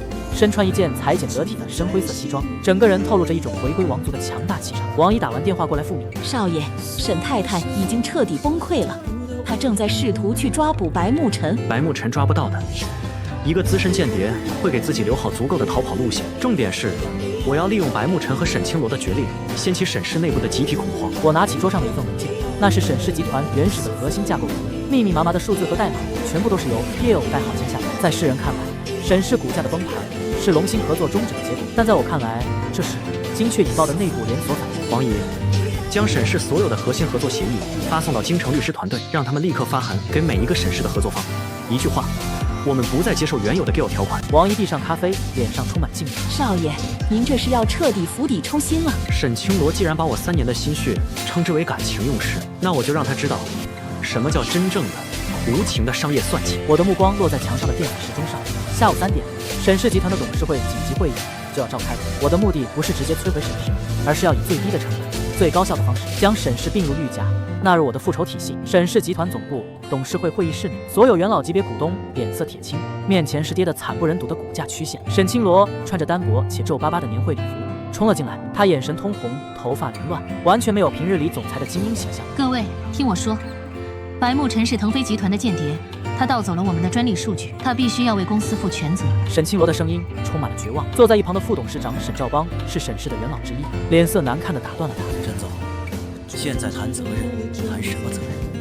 龙兴合作终止，白沐晨间谍身份曝光，现在京城御氏的收购通知书都发到公司邮箱了，你是怎么管理公司的？沈清罗像被人当场扇了一耳光。他想为自己辩解，说这是狱警的阴谋。沈兆邦直接将一份文件丢在桌上，那份文件是沈老爷子沈鹤川授权副董事长对沈清罗提起严重失职诉讼的授权书。你连你亲爹都不信，沈清罗，你看看，老爷子问我是谁把玉江那个能干的年轻人从沈氏赶出去的。玉江。沈清罗被这个陌生的名字弄懵了。你以为玉进那个被你误解的男人是哪个？玉江，他的本名就叫玉江，是董事会授权，3年内由他全权负责与龙兴的合作。但你为了你的小情夫，当众把他停职，你是亲手毁了公司的王牌。玉江。沈清罗感觉喉咙里涌上一股血腥气，我连名字都伪造了，我没有给我留下一丝一毫的情面。4。就在沈清罗即将崩溃时，一阵手机提示音响起，所有参与会议的董事手机都收到了一模一样的邮件。邮件来自御氏集团官方滤过，邮件的内容简洁，但如同天价催命符。原沈氏集团代号 Gale 所签署的所有7-3分让利协议现已全部失效。御氏集团代表玉江少爷将重拟协议，新协议为9-1分配，沈氏集团只占1成，所有利润全部归于御氏集团，沈氏负责操盘。这根本不是合作，这是彻底的剥削。9-1。沈兆邦腾的一下站了起来，愤怒到了极点。这是抢劫，这是强盗！御氏好大的胆子，把我们当成什么了？奴隶吗？所有董事都炸开了锅。如果接受9-1协议，沈氏集团将沦为彻底联合；如果不接受，龙兴将彻底停止合作，沈氏仍将崩盘。沈清罗眼前一黑，他知道这是我的报复。玉静，你这个小人，你这个言而无信的！他冲着手机歇斯底里的吼道。就在这时，沈兆邦的电话响了，他接听后，脸色瞬间变得煞白。御氏集团已经对你发起了反制性诉讼，以你恶意违背协议为由，索赔沈氏集团50亿美金。什么？沈清罗彻底失控了。50亿美金是沈氏集团1年的净利润。玉江少爷说了，他只相信证据和条款，不相信眼泪和感情。沈总，你亲口承认他停职的，那么他签下的所有协议，我们都有权否认，是你在作践他。现在，我们的身家性命，全都要陪你一起完了。玉静，你不能这样对我，你不能！沈清罗的眼泪像是泉水一样涌出，但这次没有人相信他，没有人同情他。他这才明白，我那份净身出户的离婚协议书是多么大的一个嘲讽。我不是净身出户，我是带着我的所有成果和知识产权，从他那座空壳公司里抽身而逃。京城庄园，王姨看着沈氏董事会现场的监控画面，气得颤抖。少爷，这帮吸血鬼都到这地步了，还在想着能谈判，要不是您，沈氏早没了。我看着屏幕上沈清罗痛哭的狼狈模样，我眼中没有一丝快感，只有彻底的漠然。王姨，去通知沈氏所有的供货商，如果今天董事会没有表决通过御氏收购案，所有供货立即停止。我的声音带着不容置喙的命令，这是最后的绞杀。我的助理跑了进来。少爷，白沐晨在国外被拦截了，但没抓住。但是我们发现了一个秘密，他似乎在偷偷变卖沈清罗的私人珍藏，为他逃跑做准备。那才是沈清罗最好的报应。一个商业间谍，连枕边人的私有财产都不会放过。我看向屏幕，沈清罗被董事们围攻得水泄不通，孤立无援。这时，沈氏公关部发来了最后一个紧急通知：沈氏集团的一位技术高管在董事会现场公然宣读了一份声明。我们团队决定集体辞职，我们只信任玉江先生的能力。沈氏集团失去了方向，我们追随并权。这个声明彻底撕碎了沈氏的最后一块遮羞布。技术团队的集体叛逃是沈氏集团内部体系彻底崩塌的标志。我看着手机屏幕，玉家公关部已经开始发布最新进展。热搜第一：金融圈地震，玉氏继承人掌控沈氏集团，原总裁沈清罗被控严重失职，京城玉家重现锋芒。我揉了揉脖颈，感受着那股久违的力量和掌控感。从这一刻起，沈氏正式更名晋氏集团。我的目标从未改变，我要让沈清罗亲眼看着他傲慢所毁的武器是如何在我的手中以更快的速度涅槃重生。我拨通了龙兴财团董事长的私人电话。张董，我回来了，所有的协议按照91推进，我们现在只谈生意，不谈感情。电话那头，龙兴董事长带着一丝战栗、恭敬而谄媚的回应。玉少，您的实力让我们叹为观止，我们一定全力配合晋氏集团。晚上，沈清罗站在空旷的别墅里，手里拿着那枚刻着永远相信你的美代价，他的手指被夹子尖锐的倒刺刺破，温热的血啪嗒一声滴在了华贵的地毯上。他看着这枚领带夹，突然明白了什么。3年来，我总是带着这个夹子，它从不是一个装饰品，而是他在我身上留下的信任的标记。如今，这标记被我隐藏的倒刺狠狠地刺破了他最在意的铁。别墅里一切与我有关的痕迹都被王姨彻底清空，家具被搬走，地毯被全部换新，整个婚房就像一个巨大的冰冷的坟墓。他像一个幽魂走进了我的书房，我的书架空了，连着角落里被他嘲笑的那些过气的金融名著也被搬得干干净净。但书桌上留下了一样东西，那是一张打印出来的白慕辰的履历表。履历表右上角红色字体醒目地标注着腾飞集团，潜伏期4年，职责金融项目卧底。沈清罗的手剧烈颤抖，他最信任的金牌助理是敌对公司安插的潜伏人，而我早就知道一切，我的所有布置都是在为他的公司清扫内患。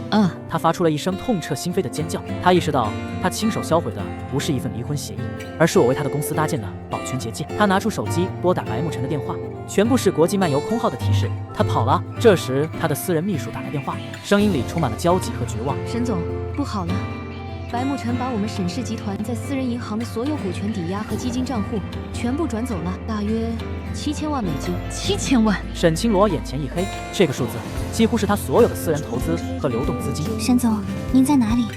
现在董事会彻底混乱了，沈兆邦他们要求报警追查白慕辰的私自转移资产，但秘书的声音有些犹豫。但什么？秘书战战兢兢地回答。但沈兆邦却接到一份匿名爆料，上面写着沈清罗纵容白慕辰挪用公款，并与之发生不正当关系，董事会要求您立刻回公司接受审查。沈清罗手中的白慕辰履历表掉在了地上。我没有发难，但我的每一步棋都精准地击中了他的弱点，财务漏洞、道德瑕疵，被推给白慕辰这个情人，让他彻底失去董事会的信任。这是我玉晋蛰伏3年，给他定制的最昂贵的惩罚。我让他体面，不，我让他在所有人面前赤裸且狼狈。沈清罗彻底顾不上所谓的体面，他冲到最近的警局报警，但他到了警局，接待他的不是普通警局，而是金融犯罪调查组。沈清罗女士，您是被调查的对象，您需要解释您与白慕辰之间高达7000万美金的资产转移，到底是否属于情侣之间的赠与？调查组负责人冷冷地递给他一张传讯书。沈清罗如坠冰窖。玉晋，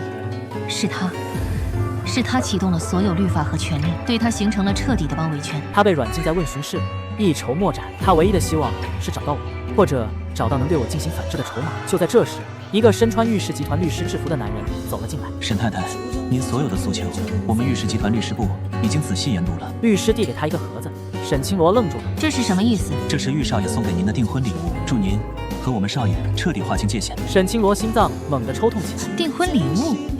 玉晋要订婚了。他打开盒子，里面是一张他与白慕辰在年会那天从酒店监控录像中截取的极度亲密的公关照片。那是年会结束后，沈清罗和白慕辰在角落拥抱，看烟火的画面。白慕辰在他耳边低语，而沈清罗笑得灿烂，眼神里是毫不掩饰的爱意。这张照片将沈清罗所有的辩解和谎言都钉死在了不忠这块木板上。玉晋，你告诉我，你到底是在哪里找到这些的？律师轻轻推了一下眼镜，露出了一个城市化的微笑。沈太太，您忘了，您那件西装被脱尸后，玉少爷做了什么吗？他回到了监控室，他只是想提前锁定，偷走他心仪的人。沈清罗感到浑身冰冷。所以，我回去不是为了和他置气，不是为了维护体面，而是为了奥吉他出轨的全部证据，每一个细节我都没有放过。我是一个合格的猎手，而他是我的猎物。这张照片，我们玉少爷将会在他继承玉氏集团的发布会上向全世界公布。律师轻描淡写说道：“不，你不能，这会毁了我，毁了沈氏整个名声。”沈清罗彻底慌了。沈太太，您没搞清楚一个概念，现在已经没有沈氏了，只有靳氏集团。毁掉你是玉少爷给我们律师部下达的唯一也是最紧迫的公事。第二天，商界沸腾，玉家的正式回归让整个京城金融圈炸开了锅，所有人都在关注玉家那位传说中的少爷会以怎样的方式收服沈氏集团这块烫手山芋。玉静穿着全新的定制西装，脸上带着一种让人望而生畏的冷酷，坐在玉氏集团新闻发布会的台上。他不是以沈氏集团代理高管的身份出现，而是以玉氏集团正式继承人靳氏集团董事长的身份昭告天下。各位媒体朋友，今日玉氏宣布已成功收购沈氏集团82%股权，沈氏正式更名为靳氏。玉静的声音低沉而充满沉稳的力量。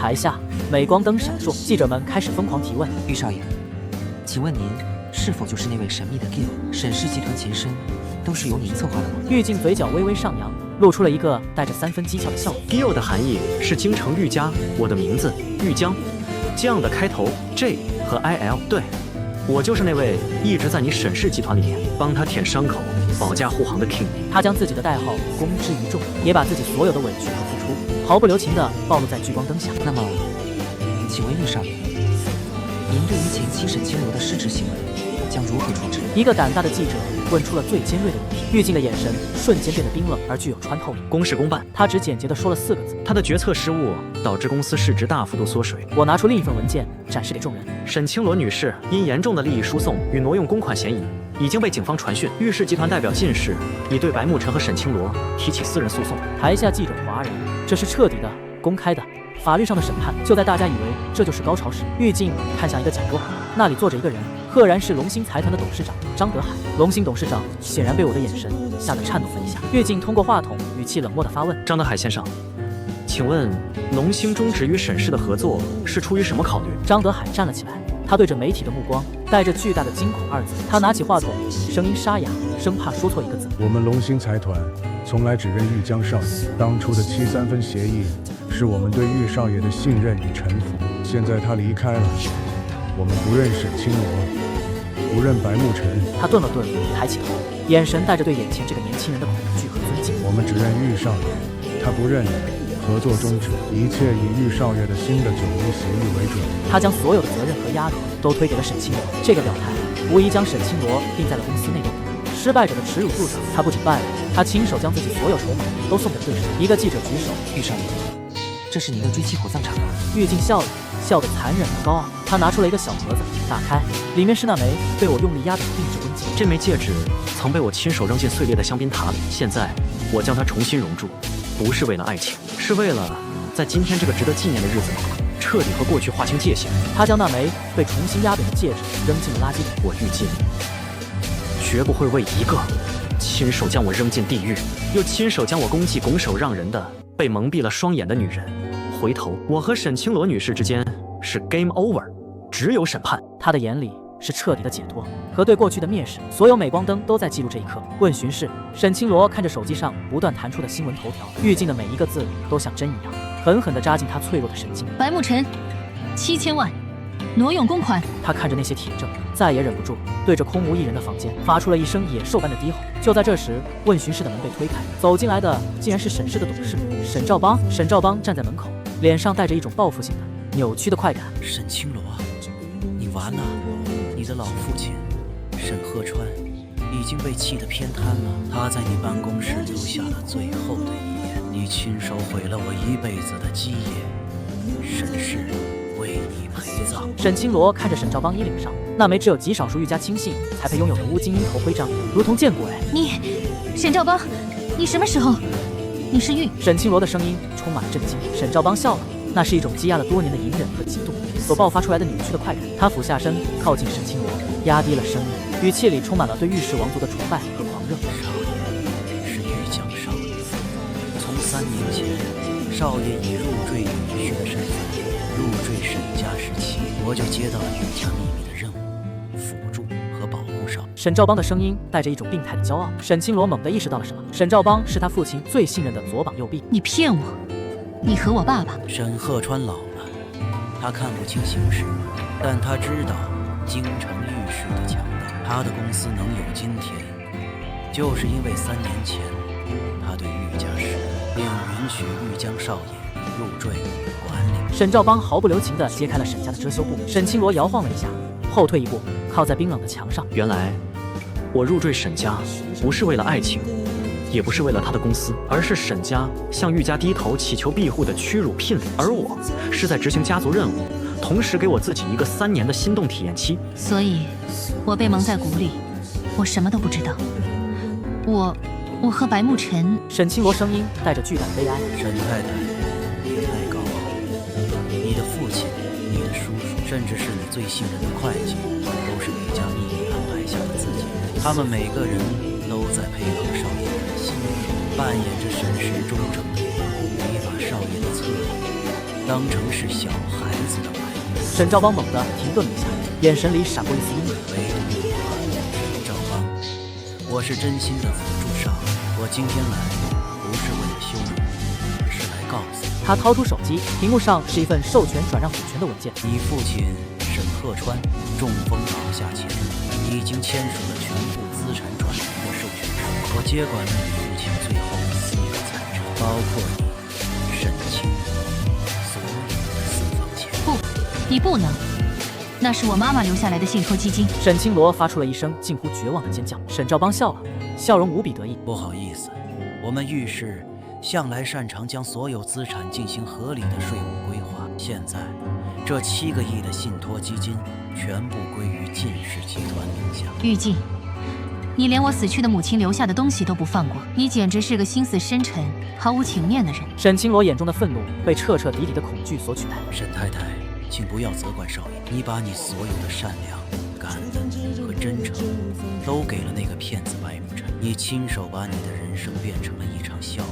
沈兆邦转身离开了问询室。沈清罗猛地冲到门口，他想要拉住他，向一个玉家亲信祈求一丝宽恕，但沈兆邦早已消失不见。他瘫软在地，嘴里只剩下几个字：玉静，你赢了，你彻底赢了。京城浴室，我看着屏幕上沈清罗在问询室的监控录像，脸上的表情是彻底的漠然。少爷，您真的把沈鹤川老头子的私房钱也收了？他也是个可怜人啊，被自己女儿气得中风。王姨在一旁语气带着一丝不满。我拿起我的咖啡杯，轻轻地抿了一口。王姨，你错了。从3年前沈鹤川决定牺牲他女儿的婚姻，来换取沈家的10年太平时，他就已经不是一个合格的父亲，他是一个商人。我用手轻轻敲了敲桌子。他收着玉家的钱，用他女儿给我做实验品，我当然要收他全部的佣金，9牛1毛，算是给他的退休费。我的助理突然跑了进来。玉少，有一件奇事，白沐晨在逃亡过程中，意外把沈清罗私人账户里的7000万美金全部捐给了一个境外的慈善组织。我眉头挑了一下，这倒是一个意外的收获。不过这笔钱我本也没打算收。沈清罗的账户里还剩下多少？我问。只剩下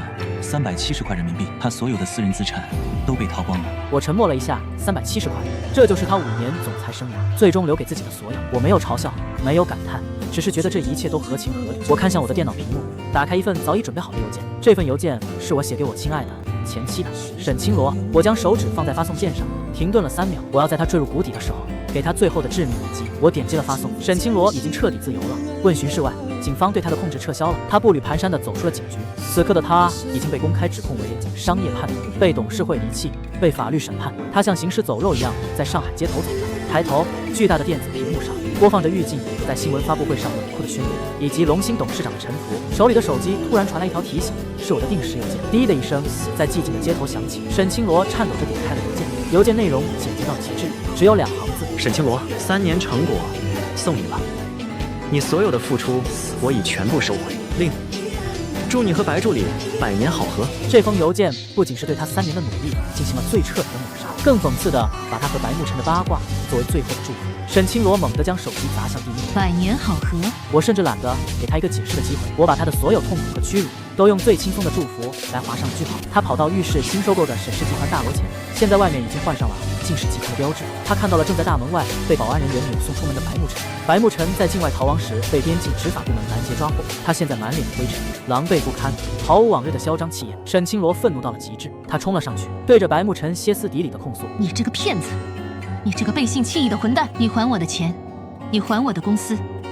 白沐晨狼狈地看着沈清罗，看到了他脸上那种绝望的恨意，他突然也笑了，那是最后的疯狂。我拿的只是你一个愚蠢女人的财产，可玉江拿的是你整个江山和你的尊严。比起我，他才是真正的心思深沉、毫无情面的人。你才是心思深沉、毫无情面的人。沈清罗情绪崩溃，对着白沐晨歇斯底里的控诉，被现场保安及时拦住。白沐晨被拖走前，看着沈清罗吐出了一句话：你连那个一直爱你、让你叫念北的玉江先生都亲手毁掉了，你才是最糊涂的。你们两个一步步走到互相伤害的地步，都是自己选的。沈清罗听到念北两个字，整个人如遭雷击。原来我所有的隐忍和爱恋都是在为他铺路，一旦他背叛，他就必须要承受这种最致命的失去。他瘫坐在晋氏集团闪亮的玻璃大门前，目光呆滞，身体像被掏空了一样。这时，一辆黑色的印有玉字家徽的硬质专车缓缓停在了大楼门口，车门打开，我玉静正衣冠楚楚，浑身散发着王者的气场，优雅地迈出了车门。我身后跟着王姨以及10几个清一色黑色西装的保镖团队。沈清罗抬起头，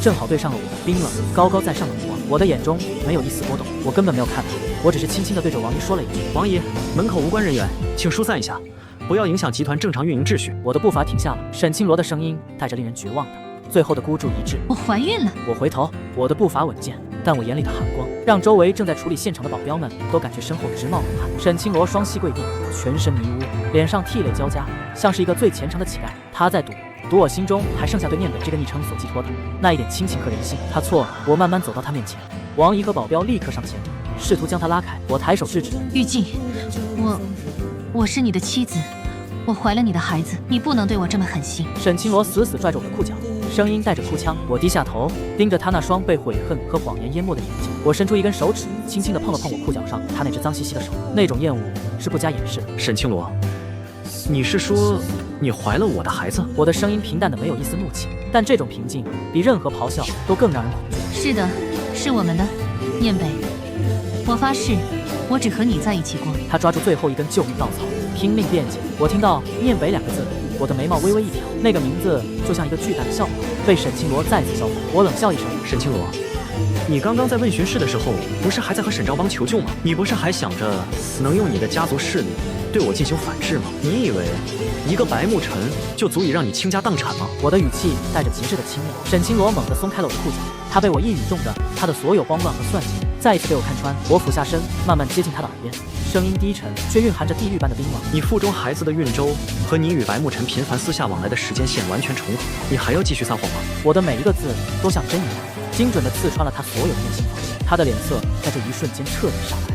完了，我真的知道。我直起身，看向周围围观的记者和员工。我的身份已经是公开的秘密，我不能让沈清罗这种谎言玷污了我晋氏集团董事长的形象。王姨，把照片展示给这位前沈太太，让她看清楚她的谎言有多么可笑。王姨立刻从随身携带的公文包里拿出了一叠高清照片，这些照片由我旗下的私人侦探团队用最顶尖的偷拍设备记录而下。我走过去，拿起第一张照片，轻轻地扔在了沈清罗那只抓住我裤脚的手上。那是一张沈清罗与白沐晨在高尔夫球场身体紧紧相依，白沐晨的手正亲昵搂住沈清罗腰部的照片。照片日期3周前的周3。沈清罗的呼吸骤停，这个日子正是我出差去京城，给他安排了空房，让我不用回家的晚上。他当时告诉我，他要去参加慈善晚宴。我扔下第二张照片，那是沈清罗和白沐晨在总裁办公室里，在桌上相拥而吻的照片。沈清罗的眼睛彻底通红，他发出了无力的呻吟。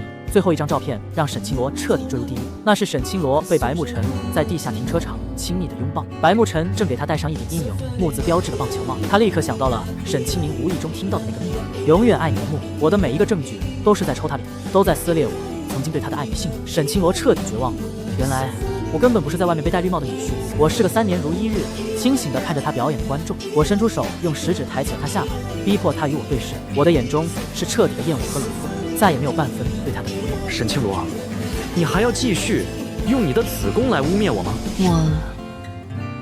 沈清罗已经说不出一句完整的话，他所有的傲慢，所有对我的轻蔑，都在这一刻被击得粉碎。他抓起了地上的照片，像是抓住了毒蛇一样，他大声地痛哭起来。玉静，我错了，我求你，我求你原谅我。我只是一时鬼迷心窍，我只是太爱面子，我只是怕承认你的能力会显得我太无能。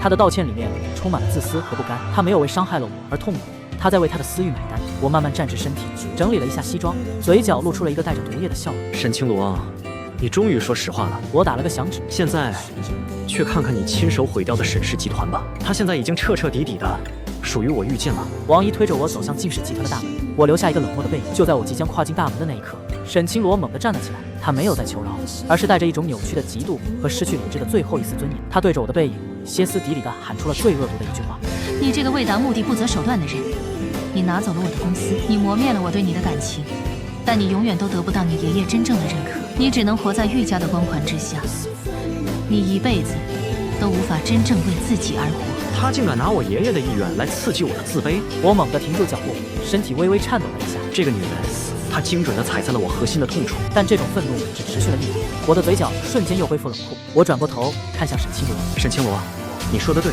我爷爷他曾经为了锻炼我的心性，才让我来沈家做入赘女婿。我掏出口袋里的手机，打开我与爷爷3年前的最后一段语音信息，这是我从玉家系统里导出来的未经加密的语音，足以证明我身份的真实性。语音里是爷爷慈爱带着戏谑的声音：今儿去沈家，就当是给你放个长假，谈个蹩脚的恋爱，3年够了，把该拿的都拿回来。记住，我玉家的继承人不需要一个只看重名利的女人。语音播放完毕，现场死一般的寂静，我的脸上带着冰冷的嘲笑。沈清罗，你看清楚了，你不是我的主考官，你是我的毕业试卷，而你连及格线都摸不到。我将手机收回，不再看他，眼神彻底恢复了漠然。我甚至感到他不配让我产生任何情绪上的波动。王姨，立刻报警，就说这儿有一个私生子母亲涉嫌公然诽谤玉氏继承人，我不想看到这个玷污我家族名誉的女人出现在我的地盘。我果断地进了大门。沈清罗脸色灰败，再无一丝血色，他被我毫不留情地推向了法律的审判。沈氏集团的员工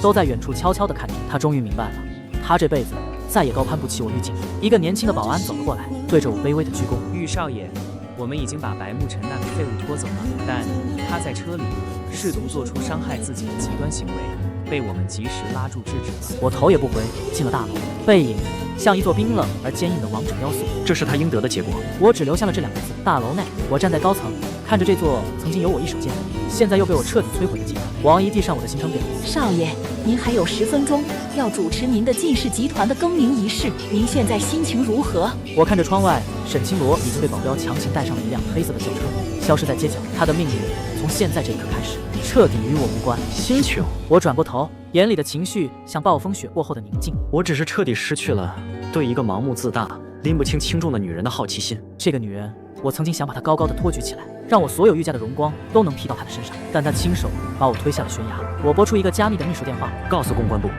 从今天开始，沈清罗所有的新闻，不管是刑事还是私人的，全部删除和屏蔽。我不想让她的名字再和我产生任何关联。是，玉少爷。我的手握着香槟杯，在听到沈清罗疑似流产的那一刻，猛地一紧。流产？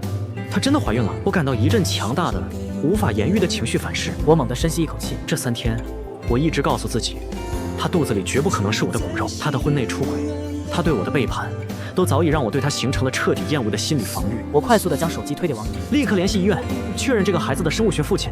我要最快的速度，最准确的答案。我的声音带着一丝压抑不住的寒意。王姨点头，立刻拨通了玉家在市医院的特级渠道电话。我强压着内心的波动，没有让我的情绪影响到台上的更名仪式。现在，让我们共同举杯，庆祝晋氏集团浴火重生。我的香槟杯举到空中，眼神却始终盯着那个角落里忙碌的王姨。所有高层都欢呼起来，他们知道晋氏集团的掌舵者已经从沈清罗这个自大又糊涂的女人，变成了玉江少爷，那个能够号令京城玉氏财富的王者。10分钟后，仪式结束，我回到办公室内，王姨跟了进来，脸色凝重。少爷，医院那边确认沈清罗的情况非常危急，医生判断她是怀孕了，但孩子不是您的。谁的？我平静地问道。我的心里早有答案，但听见这个结果时，依旧感到一阵恶心和极致的愤怒。白沐晨。王姨的声音很小，但每个字都像锤子一样砸在了我的心上。沈清罗，她竟然怀着那个商业间谍的孩子，在我玉晋的眼皮底下，在我们婚房里。我只感到一阵胸口的窒息感，对沈清罗的最后一丝人性残余，也在这一刻被彻底抽离。这个女人，她不光毁了我们的婚姻，她还试图用一个私生子的谎言玷污我的家族和名誉。王姨，将相关事实情况同步至沈氏集团内部管理系统，厘清相关人员的责任归属。我要让沈清罗知道，他试图用子嗣来牵制我的算盘，错得有多彻底。我的声音充满了滔天的怒。少爷，您别气坏了身子。王姨担忧地说。我冷笑一声，我走到落地窗前，俯视着芸芸众生。我的身体不会有事，有事的是沈清罗，他现在理应为自己的所有错误选择承担对应的后果。我刚坐下，我的私人手机再次响起，屏幕上显示着沈清罗3个字，这竟然是医院用他的手机给我打来的。我接了起来，电话那头是一个护士焦急的声音：喂，是沈清罗女士的丈夫吗？沈女士这边大出血，情况非常危急，她现在意识模糊，但她嘴里一直在喊着念北，请您立刻过来，我们需要家属签字。我闭上眼睛，深深地吸了一口气。听到念北2个字的那一刻，我的心没有一丝波动，只有无尽的冷漠。护士，我现在不是她的丈夫。我的声音平静，却带着残忍。什么？不是丈夫？护士懵了。请注意用词，我的名字是玉江，我姓玉，不是他口中的那个已经死掉的念北。可他快不行了，他一直在求你来救他。医生说，如果再不签字，连子宫可能都保不住了。这是您第1个孩子啊！他还在试图用第1个孩子来唤起我的怜悯。我的眼神瞬间凝成冰霜。护士，你最好记住了，那是白沐晨的孩子，他腹中的孩子与我没有任何血缘关系。我无需承担相关责任，他的医疗费，玉氏集团会全额垫付。我的声音冰冷的不带一丝温度。关于签字事宜，我与沈清罗女士已无夫妻关系，不具备法定签字权限。相关事宜，请联系她的法定直系亲属。她的孩子，既然她不想放过自己，那就让她自己去承受这份痛苦。我直接挂断了电话，我的手微微颤抖，但我的心却像是被抽出了所有情感机器。我看向王姨，立刻联系律部，将沈清罗严重的商业欺诈罪的起诉书递交给法院，他的所有违法行为都将由司法机关依法作出公正的审判，承担相应的法律责任。我站在落地窗前，俯瞰着这座繁华的城市。沈清罗，他终于为他的背叛和愚蠢付出了最惨痛的代价。少爷，您做得对。王姨眼睛里充满赞许。这个女人不值得。不，王姨，我摇了摇头。她值得，她理应为自己的所作所为承担全部的后果。沈清罗流产了，在手术室外，她没有等到任何东西，甚至没有等到一个面诊的电话，她被推进了病房。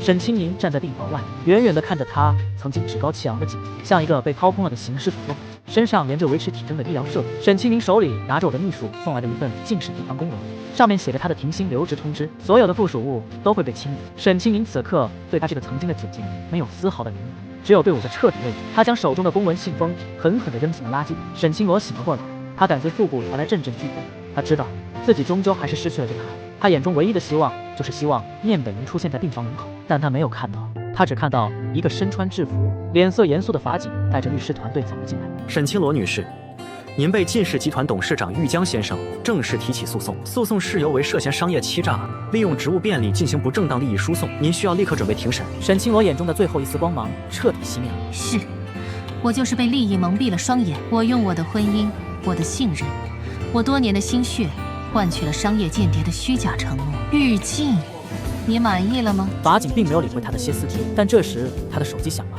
是我打来的电话。沈清罗猛地抓住了手机，眼睛里爆发出了最后的希望。他终于肯接我的电话了。他手忙脚乱地接通。喂，念，玉静，我……但他没有机会说任何话。电话那头，我低沉冰冷，如同法官最终的宣判，一字一句。沈清罗，我给你2个选择：一，立刻在公众面前公开承认你所有的过失，包括和白沐晨不正当关系的证据，向我、向晋氏集团道歉。2，我会将你和白沐晨所有的金融交易、私密照片和监控录像作为呈堂证供，让你在商界为自己的过失付出应有的代价。沈清罗彻底慌了，他没想到我的目标不是钱，不是他剩下的那点点，而是他的尊严。玉静，你为什么要这么对我？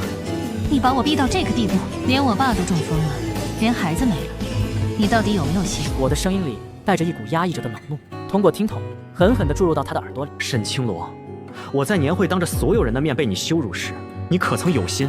我在角落里听着你和白沐晨情话时，你可曾有心？我给你留了3天，3年来唯一的3个小时，给你留下了我所有的爱，我的尊严，我的功绩。作为最后的放手，你辜负了这一切。沈清罗，我缓缓地说出了最致命的一句：你流产的是白沐晨的孩子，而你流掉的是我玉静对你最后的一丝怜悯。我没有给他任何辩解的机会，直接挂断了电话。我的心脏剧烈跳动，但我的脸上却只有胜利者回归的冷酷。我没有等待沈清罗的回复，我直接打开了我的私人手机，将沈清罗这个联系人永久拖入黑名单。王爷，给我准备新的领带夹，从今天开始，我要用我玉晋的身份，彻底割裂于沈清罗的一切。我的内心就像是遭受了一场残酷的暴风雨洗礼。白慕辰的孩子，这个事实的冲击让我对沈清罗的厌恶已经达到了顶点。我站在办公桌前，新的领带夹已经别在了我的衬衫上，那是一枚纯黑，没有任何装饰，只镌刻着一个 J 字的袖口，冷酷而充满权力感。我拿起那份玉家秘密准备的联姻对象档案，苏念慈照片上的女人有着和沈清罗相似的轮廓，但气质截然不同。沈清罗是掌控者的瑞子，而苏念慈是那种世家教养出的温婉和内敛。玉氏联姻对象苏念慈，苏家大小姐，清华大学金融系，哈佛工商管理硕士，完美。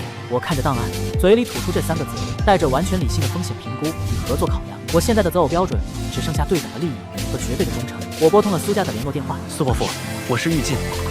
上次您提起贵千金与我的联姻，我现在接受苏家的提议，联姻相关事宜我们可以后续详细沟通。我希望未来的伴侣能和我一同在京城定居，双方互相尊重，彼此坦诚。电话那头，苏家老爷子惊喜不已，连忙恭贺我。我挂断电话，脸上露出了一个冰冷的笑容。我要用一场盛大的联姻，将我和沈清罗那段卑微的、可笑的过去，彻底的、毫无瑕疵的掩埋起来。关于沈清罗女士相关的侵权责任赔偿事宜，将全部由法务团队依法依规处理。沈清罗医院，她躺在病床上，刚经历过手术的她，脸色苍白虚弱，整个人毫无生气。法警和律师在旁边等着她最终的审判结果。病房内的电视里正在播放着玉氏集团的新闻发布会，不是关于收购沈氏，而是关于我和苏念慈联姻的。玉氏继承人玉少爷今日宣布与苏家大小姐苏念慈正式订婚，这是2位天之骄子最完美的结合。电视屏幕上放出了苏念慈的照片，沈清罗猛地看到那张和自己有着7分相像的脸，他发出了一声撕心裂肺的嘶吼：“你这个混蛋！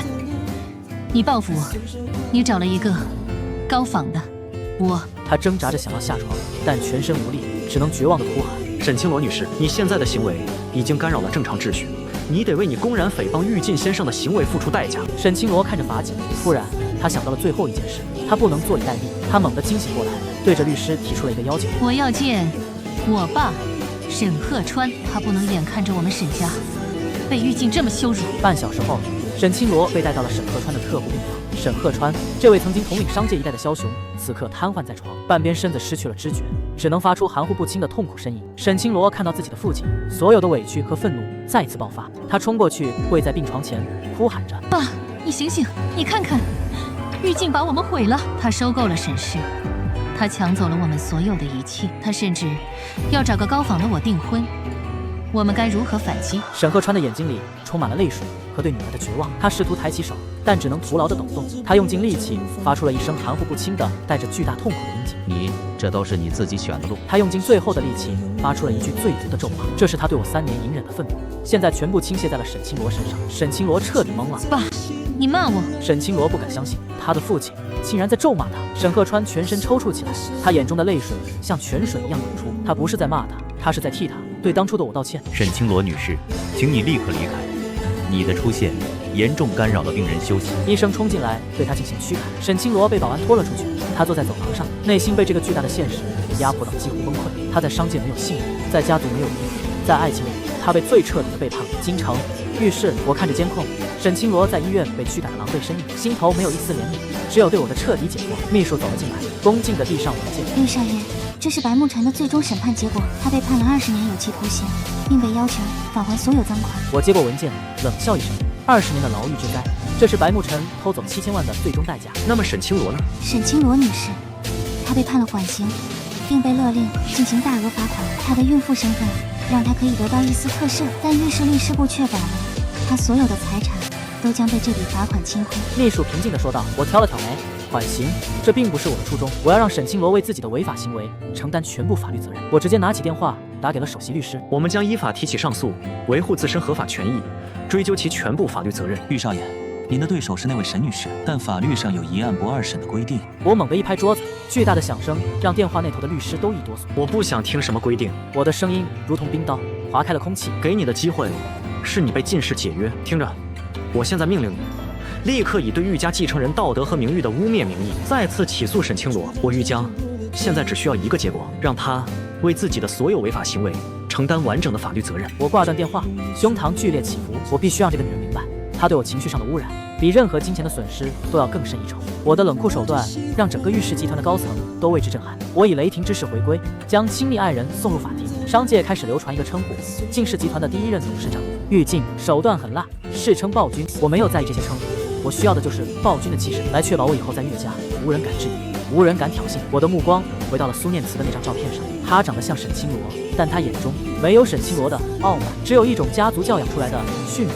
我拨通了苏家的私人助理电话，告诉苏小姐，联姻可以，但联姻的前提是她必须立刻辞去在哈佛的教职，并搬到我京城的私人山庄居住。我对我的妻子有绝对的掌控欲。我停顿了一下，语气更加冰冷和带有占有欲，以及我要她亲自准备并主持沈清罗女士的名誉扫地、道歉和赔偿仪式。我盯着手机屏幕上弹出的紧急新闻：白慕辰在押送途中遭遇交通事故，经全力抢救无效离世。旁边那个标注事故路段的日常运维由第三方市政安全维护公司负责。我的心猛地一沉，我的声音带着一丝压抑的冷漠：王姨，去查，是巧合还是有人安排？我已经对沈清罗做出了法律上的审判，我不希望我的复仇以这种不体面的方式收场。王姨的脸色也变得凝重，连忙开口安抚我的情绪：少爷，您别担心，我会立刻联系京城安保局，如果真有人敢动你的猎物，玉家绝不会放过他。我摇了摇头，我的理智告诉我，白慕辰的罪孽应该由法律来偿还，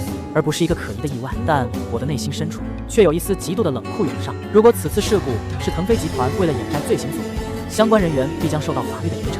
白慕辰的违法行为终将由司法机关作出公正判决。3天后的早晨，我在京城成功举办了玉氏继承人归位暨晋氏集团更名的盛大宴会。宴会现场，苏念慈以玉静未婚妻的身份亮相，她温柔典雅，脸上带着标准的不容挑剔的得体笑容。她站在我身边，完美的扮演着一个符合我身份的配偶。整个宴会，我的目光没有离开苏念慈一秒，那双温顺干净的眼睛让我感到了前所未有的安全感。安全感是我此刻最缺失的东西。苏念慈很清楚自己的身份，她知道我需要什么，她也知道我只是将她当做一个全新的开始。苏念慈在我耳边轻声问道，她的声音比沈清罗轻柔得多。玉少爷，听说沈清罗女士流产住院了。我端着香槟杯，目光冰冷，不想在这个场合听见沈清罗的名字。苏小姐，你只需要知道，我现在是你的。是，我懂了。苏念慈立刻退后一步，展示了她对我绝对的服从。这时，王姨走了过来，神色带着一丝紧抱。少爷，白慕辰死了，警方定性为意外事故，但沈清罗女士她崩溃了。崩溃？她冲出了医院，去了白慕辰的追悼会。她穿着病号服，在追悼会上公然承认白慕辰是她孩子和未来的伴侣。她被人驱赶也寸步不离。医生说，她这是严重的受极端情绪影响的心理创伤。她只记得被她驱赶的男人叫念北。我身体一僵，这个消息让我没有意料，也没有预料。沈清罗的精神状态已经彻底崩溃了。我原以为我给他最彻底的报复是让他清醒地品尝失去，而不是彻底的逃离现实。我的手指死死地攥着我的袖口，我突然意识到，如果他疯了，我的复仇将失去价值。我看向王姨，开口询问她的下落。他现在在哪里？疗养院。沈氏集团倒塌后，他父亲沈鹤川已经完全无暇管理。医生说他病情特殊，只记得对念北巨大的亏欠。我沉思了片刻，随即下达了不容置疑的命令：立刻给我转最好的疗养机构，我要最好的医生，最好的药。少爷，您这是心软了吗？放过他了吗？我露出一个比刚刚还要残忍的笑容。不，王姨，这不是心软，这是我给他最深刻的教训。我要让他好好活着，每一天都清楚地看着他曾辜负的念北是如何放下过往，在新的世界里登顶为王。清醒地面对自己的过错，比逃避现实更难。3年后，晋氏集团已成为全球最大的多维度商业帝国。我玉静被福布斯杂志评为史上最年轻、行事果决的商业领袖。我和苏念慈没有结婚，只是保持着最高级的利益联姻状态。他辞去了所有工作，温柔地等待着我给他名分。他对我做到了绝对的忠诚和无条件的顺从。我的私人生活成为了一个彻底的禁区。我坐在京城玉家的私人豪宅内，我的名字已经是绝对强权和财富的象征。我的心里已经很久没有想起过沈清罗这个名字，他只是一个失败的实验品。这天下午，我正在批阅核心文件，王姨走了进来，脸上带着复杂的表情。少爷，疗养院那边传来消息，沈清罗女士她清醒了。我的笔尖微微一颤，放下手中的文件，抬头。清醒了，彻底清醒了。是的，但每天都很安静。他有一个小小的请求，他想在离开人世前再见您一面。我坐在椅子上，沉默了足足5分钟。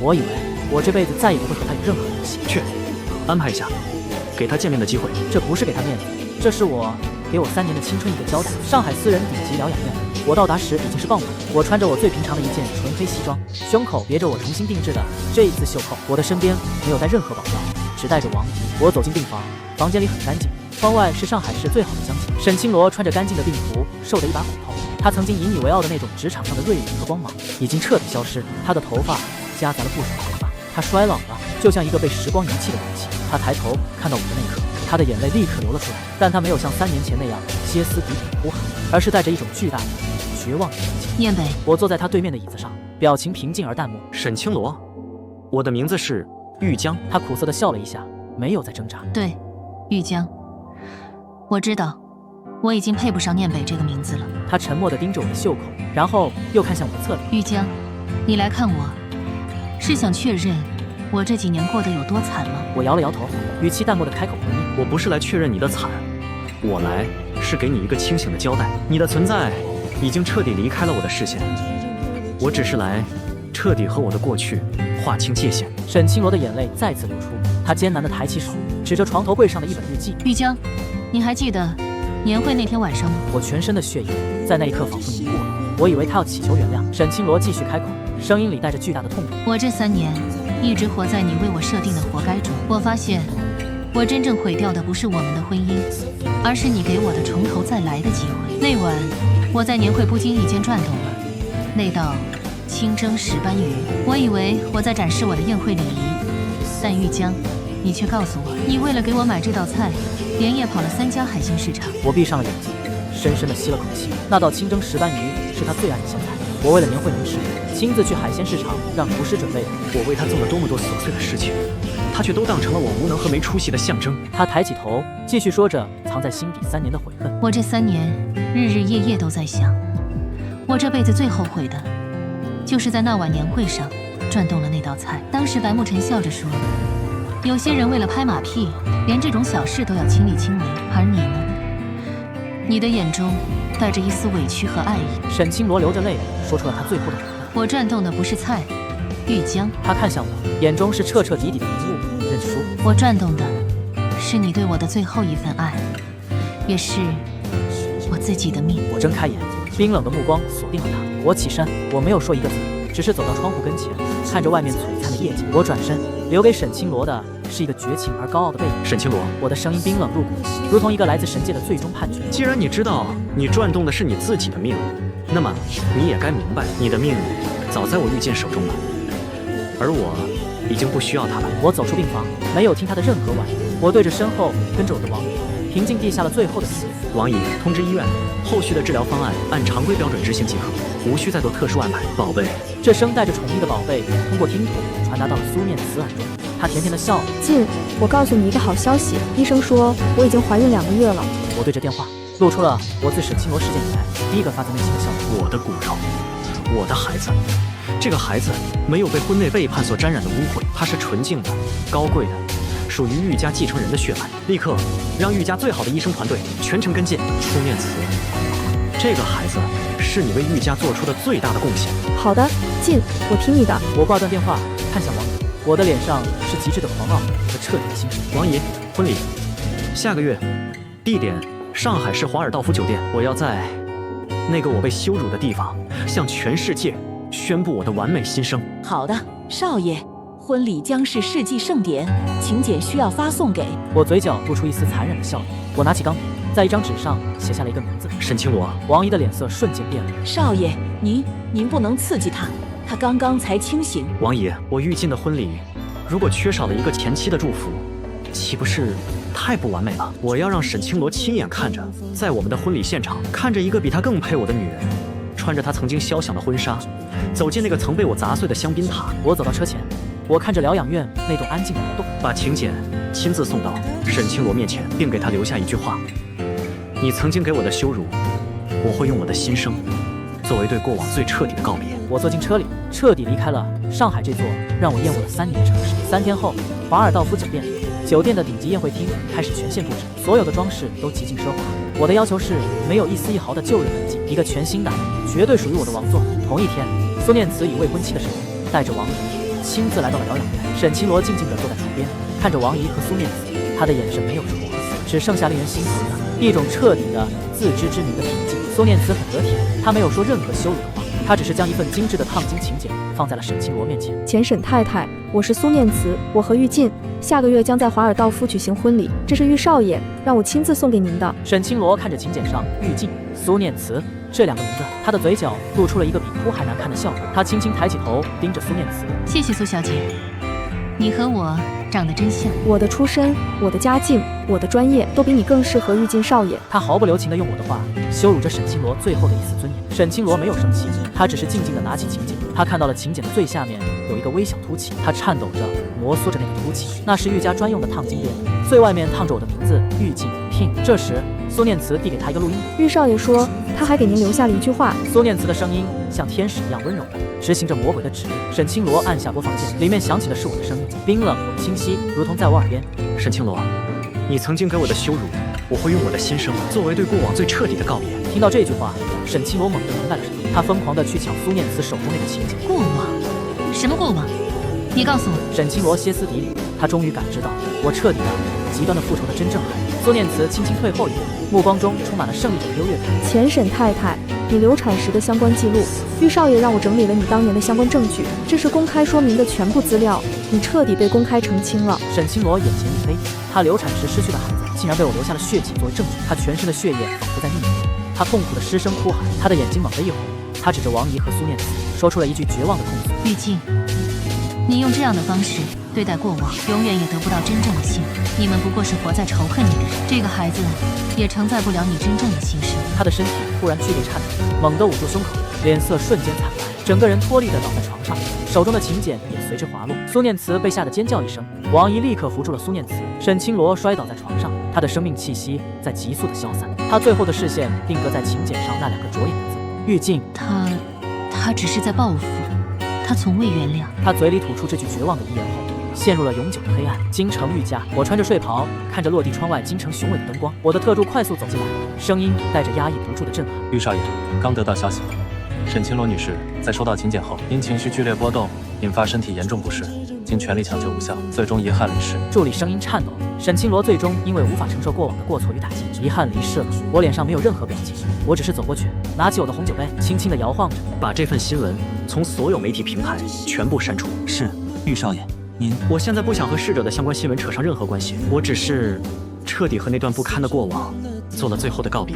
我回到沙发上，打开电视，电视上播放着一段白慕辰的罪恶总结的纪实片。我的律师部依法公示了白慕辰的全部罪行，同时也明确了沈清罗在此过程中存在的相关连带责任。这是对事件全貌的完整的公示。我没有去看白慕辰，也没去看沈清罗。我拿起电话，苏念慈，今天晚上不要回来。我的声音带着一种绝对的征服后的疲惫和满足。为什么呀，静？因为我需要一个人来好好欣赏一下今晚的极乐。我关掉电视，将手机扔在沙发上，我的嘴角露出了一抹释然又复杂的笑容。头条没有沈清罗，只有玉氏集团收购沈氏，更名为晋氏的商业奇迹。我在早餐桌上看到了报纸角落里那形不起眼的小字：前沈氏总裁沈清罗因病去世。下方配图一束白色菊花，落款你的墓。你的墓。我挑了挑眉，白慕辰不是已经车祸死了吗？少爷，是白慕辰那边的商业间谍，他们利用替身给他办了个假死的噱头，然后逃往了海外。不过这束花是假死的白慕辰寄给沈清罗女士最后的思念。我冷笑一声，这对曾经互相伤害的人，连最后都要互相牵绊，可笑至极。我将报纸扔进垃圾桶，示意王爷安排婚礼事项。我不想让任何关于愚蠢和污秽的事情沾染到我即将开始的王族婚礼。1个月后，上海华尔道夫酒店，我的婚礼盛大举行，整个上海滩的名流都聚集在了这里，没有一家媒体敢对我的任何细节提出半点质疑或负面报道，一切都是最高级的、最高调的、最完美的。苏念慈穿着玉家定制的纯白头纱，脸上带着温顺和幸福的笑容，她安静地挽着我的手臂，像一个完美无瑕的艺术品。她有着沈清罗的轮廓，但没有沈清罗的叛逆和算计。她对我是100%的忠诚和不败。我们走过红毯，我穿着一身黑色的制服，胸口的 King 字徽章闪闪发光。我的目光锁定了当年的香槟塔，那个香槟塔被全部用玫瑰花束包裹，它的位置摆在了最显眼的地方。我走过去，拿起一杯香槟。苏念慈安静地站在我旁边，我的目光扫过了在场的每一个曾经见证沈清罗对我的羞辱的客，他们此刻的眼神充满了对我的敬畏和对苏念慈的羡慕。我举起手中的香槟，对着所有宾客：各位，3年前的今天，我曾在这里遭受了此生最不堪的对待，我被当作笑话，被最爱的人当众放弃。现场一片寂静，所有人都屏住了呼吸，等着看我的最后一次爆发。今天，我将在这里向所有人证明，我玉江靠的不是软饭，而是我玉家的绝代权力和金融智慧。我将手中的香槟高高的举起。我的妻子苏念慈，我看向苏念慈，她的眼中充满了感动和对我的彻底依附。她对我的忠诚，对我的家族的尊重，是沈清罗永远都无法比拟的。我将我的私密手机递给了现场最前排的宾客，这是我为我的婚礼准备的终极献礼。那个宾客打开手机，现场的大屏幕上立刻被一则未公开的法庭宣判文件所占据。那是沈清罗流产时的血液化验单，化验单上清晰地显示着孩子与沈清罗女士的丈夫玉敬先生无血缘关系，孩子的生物学父亲为白慕辰。全场哗然，我公开了这段过往的全部真相，就是要在我的婚礼上和所有不堪的过往彻底告别，迎接全新的人生。所以，不是我对孩子无情，而是这段从一开始就充满欺骗的关系，本就不该由我来承担后果。我声音带着彻底的狂傲和王者风范，我将一切都踩在了脚下。我挽起苏念慈的手，苏念慈脸色虽然有些难看，但她依旧温柔地对着我。静，我已经怀孕了，我会为您生下一个完全纯洁的玉家继承人。她的这句话是对我最好的复仇反馈。朕，我低下头，在她额头上亲吻了一下。我拥吻她的同时，我猛地在香槟塔上方的灯光投射向一个空位，那个空位就是3年前沈清罗的位置。那个位置此刻是空的。我的目光平静而坚定，这是我对过往的终极告别。我对着现场所有宾客给出了我的最终宣判。从此，我的人生里只有全新的晋氏集团，再也没有那段充满欺骗与伤害的过往，和那个辜负了真心的人。数日后，我带着苏念慈前往京城的成交公墓，我们去拜祭我那早已去世3年的爷爷。沈清罗的葬礼在玉家的施压下非常低调，全程都没有任何媒体关注。他的墓地在一个很偏僻的角落。我带着苏念慈走到我爷爷的墓碑前，我将手中的白菊轻轻放下，我抬起头，眼神带着一种王者归来的骄傲。爷爷，我回来了。您说的对，有些女人不值得，但我找到了值得的人。我回头看向苏念慈，她脸上是母性的光辉，她的腹部微微隆起，那是我的继承人。我露出了一个3年来第一个真心大笑。爷爷，玉家绝不会断了香火。我的声音里充满了自信和对家族血脉的绝对满足。苏念慈轻轻挽住我的手臂，声音温柔的像风一样。进，让我去看看沈清罗女士吧，我应该给她最后一份祝福。我同意了，我没有丝毫犹豫。我看着苏念慈隆起的腹部，走向沈清罗那座无人问津的孤零零的墓碑。沈清罗的墓碑只有一束枯萎的白菊花，花上只有一个已经被雨水打得模糊不清的墓字。那个假死的白慕辰依旧没忘了对他最后的骚扰。苏念慈走到沈清罗的墓碑前，轻轻地整理了一下衣领，她俯下身，对着那束枯萎的菊花说了句话：“沈清罗女士，过往种种都到此为止了。”声音很轻，带着对过往的唏嘘。她缓缓站起来，抚摸着自己的腹部，露出了一个比沈清罗更具致命魅力的笑容。她转身走向我，我的眼中是彻底的狂喜和对她的新生继承人母亲的绝对占有。我拥抱了我的新妻子，我吻上了我的新人生。走吧，宝贝，未来是属于我们的。那段不堪的过往已经彻底消散在岁月里。